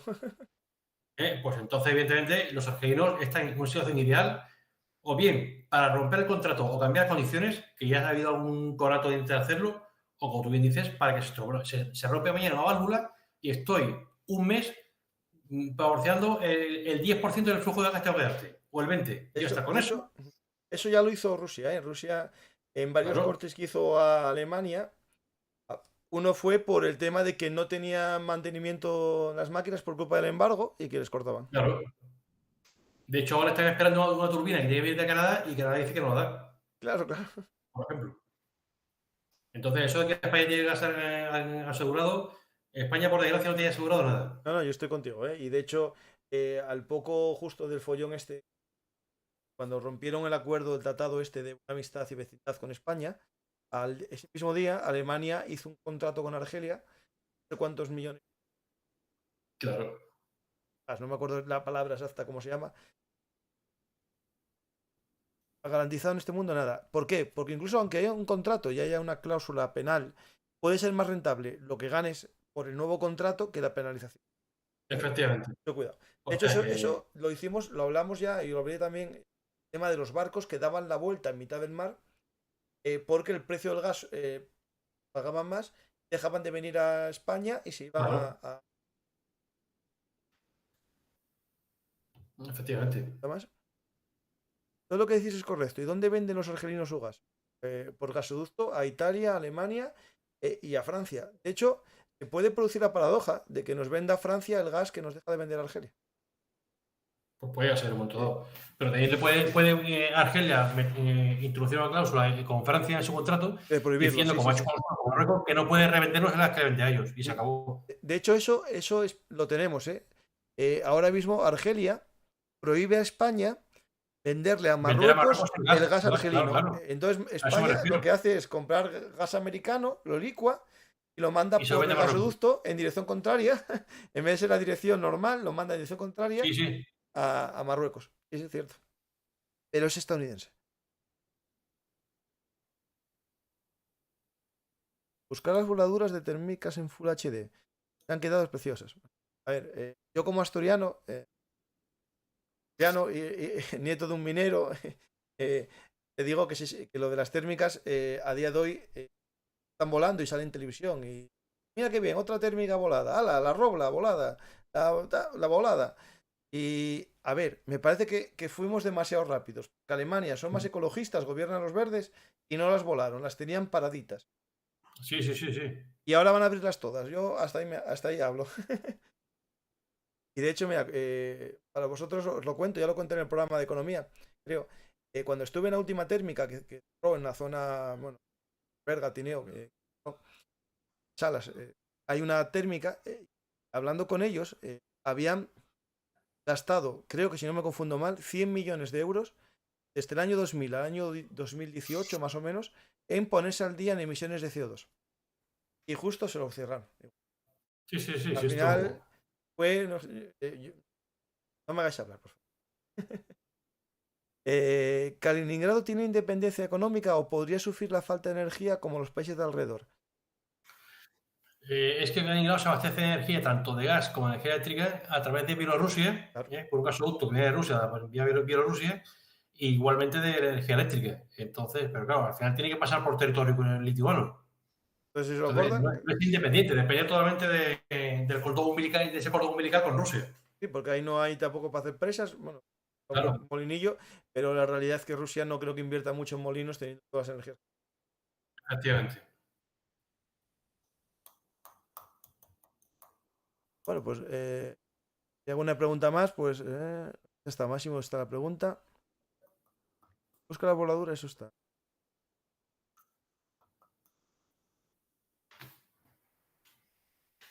Todo lo que decís, contratos no hay amistades, sino intereses, ahí tienes la razón. La letra pequeña hace que todo sea la parte contratante de la segunda parte contratada. Efectivamente, sí que al final. Y si no, al final, como te has dicho, a lo mejor resulta que romper el contrato le es rentable, porque aunque hay que pagar una penalización, que ya veremos cuándo se paga, el beneficio que le va a dar el nuevo contrato suple esa penalización. Entonces, ¿Es cierto que Putin tiene problemas de salud? Yo creo. sinceramente, eso entra dentro de la rumorología, de lo Sí, que sí, se sí. comenta, hombre, yo de momento no le veo ningún síntoma raro, ¿eh? O sea No, que. yo al principio se le veía un poco hinchado, pero es verdad que ahora se le ve normal. Yo las últimas veces que lo estoy viendo se le ve mayor. Parece que hizo botox. Eso sí que tiene la cara más tal, pero puede ser algo tan sencillo como el botox. No una inflamación de. Sí, Porque incluso algunos que parece que habían descubierto a Putin recientemente decían que andaba raro, pero es que Putin anda así desde siempre, que es la teoría de sí, que sí. anda así porque lleva la mano pegada porque le enseñaron en el KGB a hacer eso. ¿Por qué? Ah, ¿no sabes la teoría esa? Eso, en teoría cuando le ves andar siempre anda con la mano derecha pegada al Sí, cuerpo. sí, pegada, sí, eso es cierto, sí. Vale, eso dicen que es porque en el KGB, para una técnica de sacar rápido la pistola, es llevar la mano siempre pegada en el cuerpo. Entonces les enseñan a todos los agentes. De hecho, hay fotos de los demás silovikis, y muchos de ellos andan igual. No sé, pero bueno, hay mucha rumorología, No, ¿eh? pero no creo que sea un Pero tema de tal, porque de joven con 20 años, en el libro que tengo, andaba igual. por eso digo que hay que dejarse un poco de conspiraciones raras, ¿sabes? Y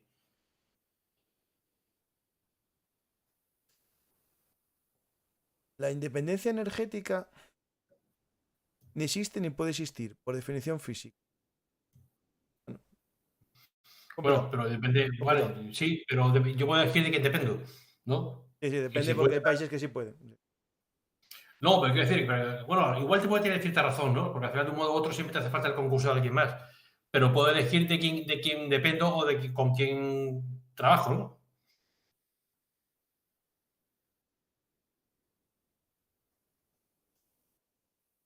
No, no. Buenas noches. Aquí no, es Albert Williams que pregunta, no, esto es tema de cómo funciona España. No, realmente el presidente español no tiene poderes, necesita aprobación de Parlamento y muchas cosas para, por ejemplo, una declaración de guerra no lo puede hacer el presidente, tiene que ir al Parlamento. No, no es tan plenipotenciario en España. ¿Sería posible la situación en la Unión Europea empeorase tanto que se viese obligados a negociar con Rusia las sanciones? Perdón, un segundo. En España, y según la Constitución, corresponde al rey declarar la guerra y hacer la paz. Sí, sí, pero el Parlamento es el que da Sí, previo sí, aviso. Sí, claro. Pero al final el que corresponde al rey es el que declara la guerra y sí. hace la paz. Pero bueno, es igual que al final que lo de la sancionar y promulgar las leyes lo hace Sí, sí. con... Bueno, es que el rey es el capitán general de los ejércitos también. Eh, Pero aquí, esto sí, que sería posible que Europa negociase con Rusia las sanciones. Es decir, yo creo que a largo plazo, Lucas, cuando esta guerra. A ver, tú tienes la teoría que puede ser que se acorte el tiempo, pero No. Y estas sanciones van a durar mucho tiempo, ¿eh? O sea, yo estoy convencido de que esto aquí no se va a negociar nada hasta que no haya un cambio de régimen o un cambio de actitud de Rusia hacia Ucrania y compense de alguna forma. Es decir, esta invasión va a marcar un antes y un después y nos va a dejar un mundo totalmente diferente al que conocemos hasta ahora, ¿eh? Eso hay que empezar a asumirlo. no va a ser igual que, por ejemplo, Y, con el Donbass en 2014, que al poco se empezaron a quitar sanciones. en absoluto, en absoluto. Y ya te digo a ti, digo que el mundo que nos vamos a encontrar va a ser totalmente diferente en todos los órdenes, ¿eh? De hecho estoy escribiendo algo sobre el tema, porque creo que estamos asistiendo a un cambio radical en el orden mundial, a nivel geopolítico, a nivel económico, todo, a nivel de sociedad. Estamos en un periodo de cambio, la historia son ciclos, ¿eh? Y estamos ahora en un momento de cambio, como se han vivido otros muchos en la historia del mundo. Y lo que está claro es que esta sanción y este, digamos, castigo a Rusia va a durar mucho tiempo, bastante. Pero al final va a llevar a Europa a un cambio del paradigma energético a marchas De forzadas. todo. Lo, Económico, energético, de sociedad, de todo. Claro, lo que yo creo que puede pasar si eso se eterniza y al final las sanciones económicas perduran, es que ya se vuelque hacia pero en algo que a Rusia no le va a gustar, en un elemento secundario, es decir, va a ser China la jefa y Efectivamente, Rusia, digamos, la segunda, no efectivamente. en igualdad de condiciones. Yo creo que puede Está pasar claro. eso. Totalmente de acuerdo contigo. Hay que largar una pregunta más y si no.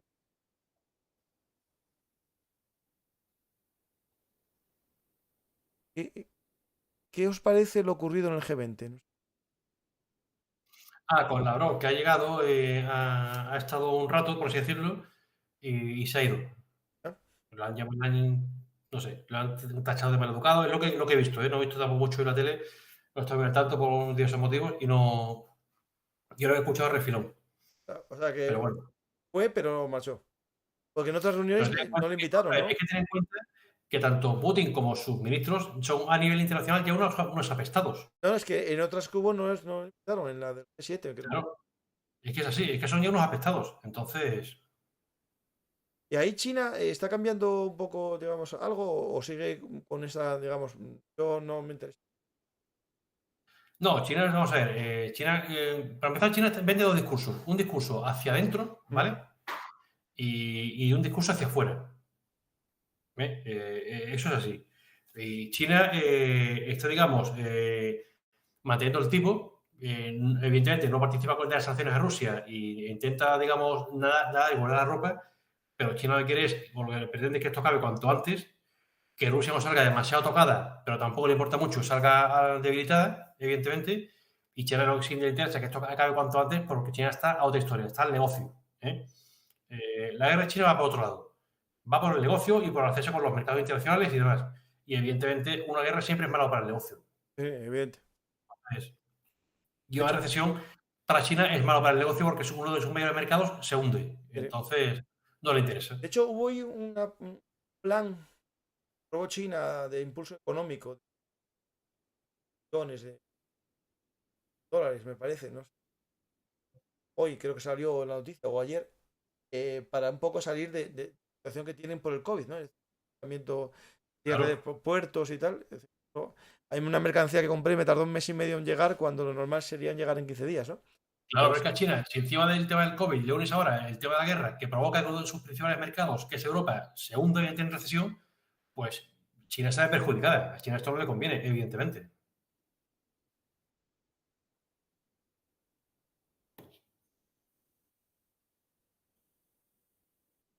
nada más. Y si no, Lucas, quedamos para el siguiente día.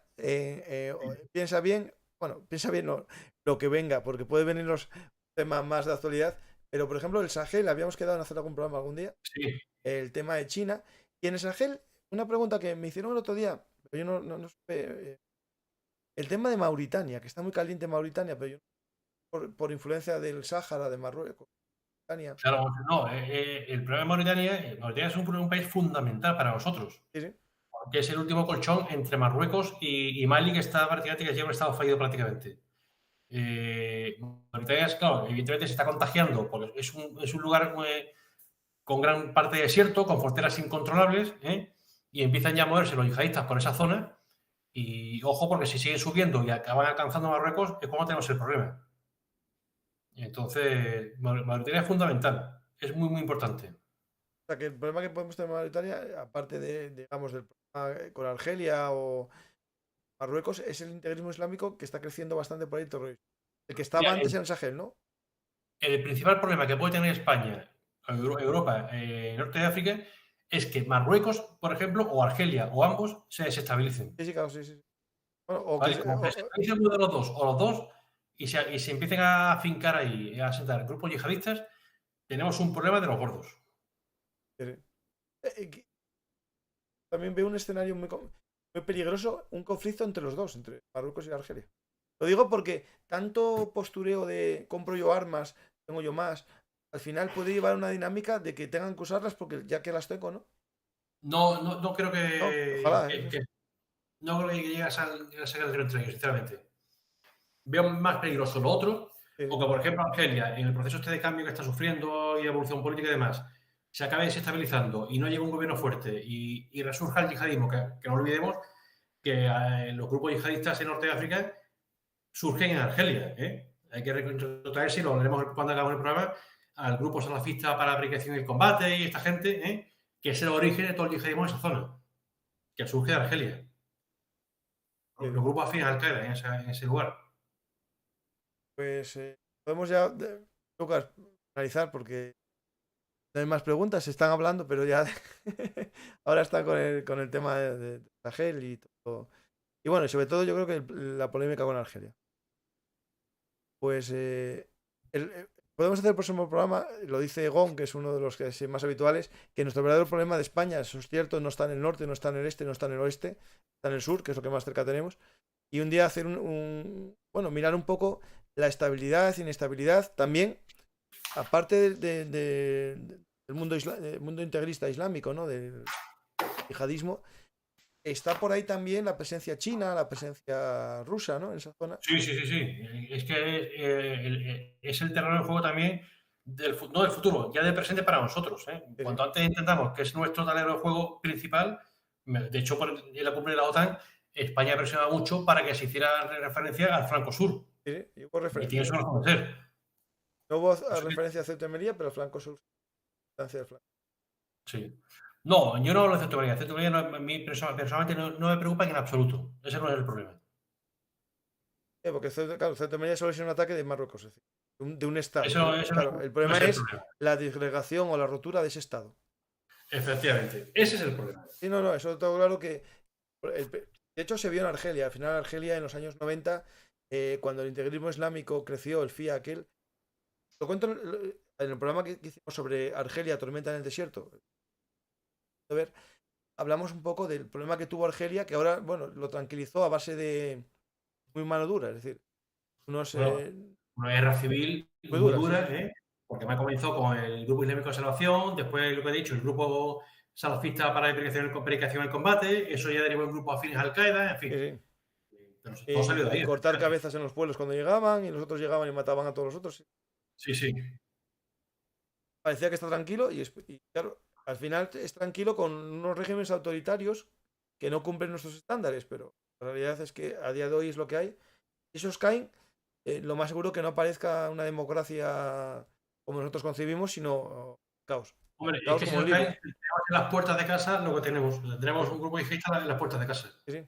Parecido, yo creo que el escenario más similar que podría pasar si caen esos regímenes es Libia, o parecido a Libia.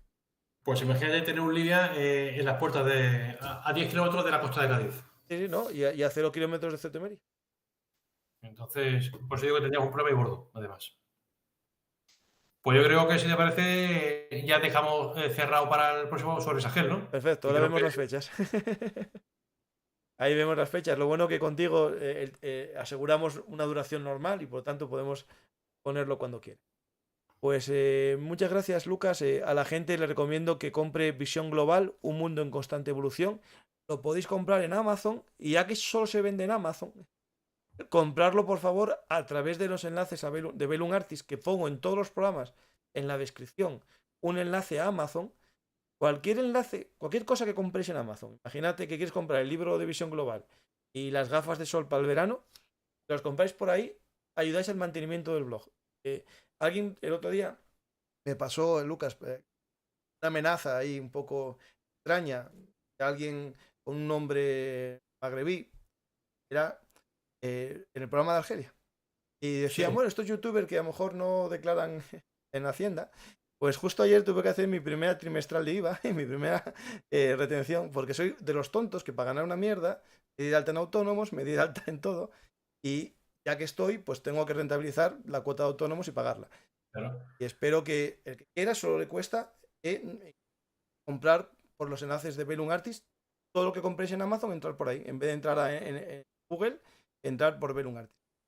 Nada más, Lucas, tu libro está ahí a la venta, lo tengo aquí. Es un libro que voy devorando porque cada capítulo me va explicando el mundo que estamos viviendo. Es decir, tu libro es un mundo en constante evolución y por desgracia este libro, que es una actualización de artículos tuyos de hace años, que tienen una actualización al final de cada capítulo, ya se está quedando en algunos momentos, no digo atrasado, pero el mundo está cambiando demasiado rápido. Yo creo, Lucas, estamos ante un cambio muy rápido del mundo. Sí, sí, bueno, de hecho, muchas de las cosas que apuntaba yo en su momento del libro se están materializando ahora, ¿no? Entonces, evidentemente, esto va a una velocidad quizás más de la que esperábamos, pero bueno, no deja de ser la historia. Y lo que nos gusta de la historia, sabemos que esto es así. Esos son Sí, sí, ciclos no. y nos ha tocado a nosotros y ya está. Sí. No hay otra. Esperemos que no nos toque un ciclo de una gran guerra, que es lo que nos libramos en nuestras naciones. Yo, mi madre siempre vivió la posguerra y siempre vivió. Son señores que ya no viven. Mi padre tendría 91 años. Soy de estos que vienen muy tarde. Y bueno, y mi padre y mi madre siempre me decían que no, ojalá nunca hayamos vivido la posguerra que vivieron ellos. Y Claro. también decía una cosa mi padre. Por desgracia, todas las generaciones tienen el mundo siempre va a tener una guerra, ¿no? Porque al final es como una especie de, ¿no? Es de señor de antes, ¿no? De limpieza, ¿no? Es decir, mucha población, al final, no niego la razón a mi padre, porque es cierto, es decir, la humanidad, ahora vivimos en un mundo que parece que no hay guerras, ¿no? Pero siempre a lo largo de la historia vivimos Ojo, salpicados. pasa que aquí en Europa llevamos 80 años sin una, Claro, pero sí claro, las pero hay. en África llevan guerras todos los años. Claro, Claro. efectivamente. El problema es ese, es que nosotros vivimos en un mundo que incluso nos planteamos un presidente, bueno, el presidente de España cuando llegó a ser candidato, de quitar el Ministerio de Defensa y veía que no era útil. Está. Pues fíjate, Buscarlo en mira merotecas. ahora. Y ahora es el del gasto público. O sea, Efectivamente. yo me acuerdo perfectamente de esa frase Sí, porque sí, yo también. me impactó porque digo, hostia. Pues para Y, que y- veas. y ahora es el que veo bien, el incremento en defensa. Yo soy defensor mira, tengo aquí el libro.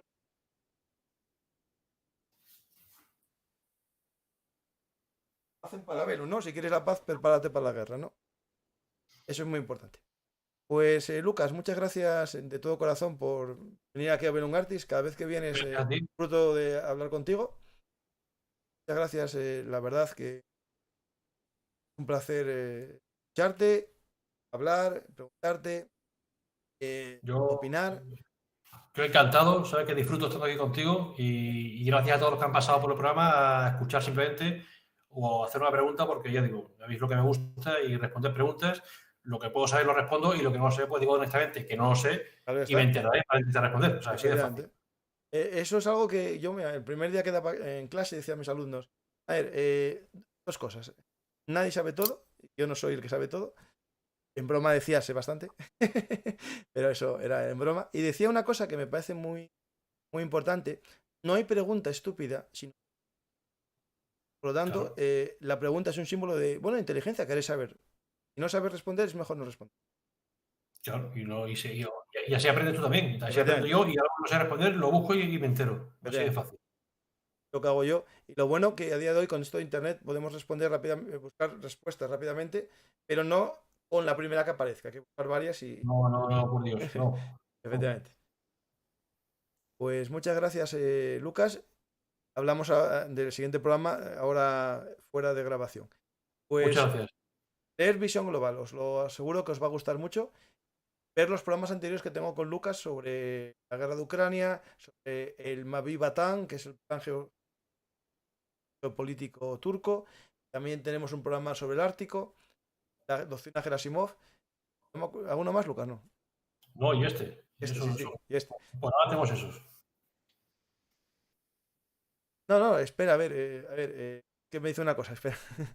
Sí. Que con todo respeto, luego de la Segunda Guerra Mundial hubo unos 60 conflictos importantes, de los cuales el 80% los combatió USA y la OTAN. Sí, yo digo, la sociedad europea no está acostumbrada a los conflictos, no el mundo. O sea, Claro, en África claro. hay guerras, a día de hoy hay guerras en Arabia Saudí y en Yemen. No, el mundo tiene conflictos, claro que sí. Lo que Pero pasa el es suelo que en europeo, el suelo como tal, europeo, salvo la guerra de Bosnia, pero fue un lugar muy concreto, claro, Europa en sí no ha sufrido una guerra de hace 80 años. no, Bosnia bueno, Serbia, toda la zona sí tuvo esa guerra civil, pero como fue una guerra civil, tampoco a la sociedad europea no le quitó, vamos, el sueño. O sea, eso es lo que me quiero Efectivamente. decir. Hubo más también. Tuvimos ahí en Georgia, tuvimos también en Chechenia, es decir, hubo más, yo no, Claro. que tengo bastante conocimiento. Me refería a la sociedad, no el mundo. Sí. El de Tumosis lo va a ver. Ricardo, lo que pasa es que no puedo por problemas familiares y vamos a hacer el programa de Tumosis tercero algún día, ¿no? Pues muchas gracias. Voy a despedirme de los oyentes. Perfecto. Muchas gracias a todos. Espero que os haya gustado este programa. Viendo el chat y a los amigos más habituales de Belum Artis, piden que deis like. Toda la gente que estéis viendo el programa, dar like, que ayudáis. Es gratuito. Como dice mi hija, like y comparte. Y espero que os haya gustado este viaje a Kaliningrado y también el añadido extra de preguntas que fueron saltando por la actualidad. No os cuesta nada darle a me gusta y si dejáis un comentario al finalizar el programa o mañana cuando lo volváis a ver, me ayudáis. Si ya queréis apoyar a Belum Artis, por ejemplo, podéis lucir las camisetas Belum Artis que están a la venta en bhmshop.app. Y en YouTube aparecen ahí al momento que las podéis. Espero que os guste las historias habladas de Belum Artis. También nos podéis apoyar en YouTube, en iVoox o en patreon.com/Belum Artis. Muchas gracias a todos y seguiremos trayendo historias con amigos como Lucas que vienen a intentar explicarnos el mundo como es, cómo fue y cómo.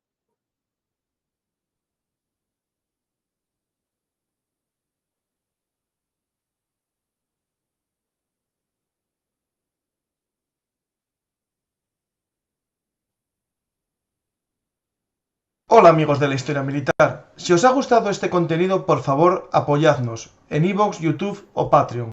Recordad que Belum Artis es vuestro canal de historia militar y trabajamos para daros los mejores contenidos. Muchas gracias a todos y hasta la próxima.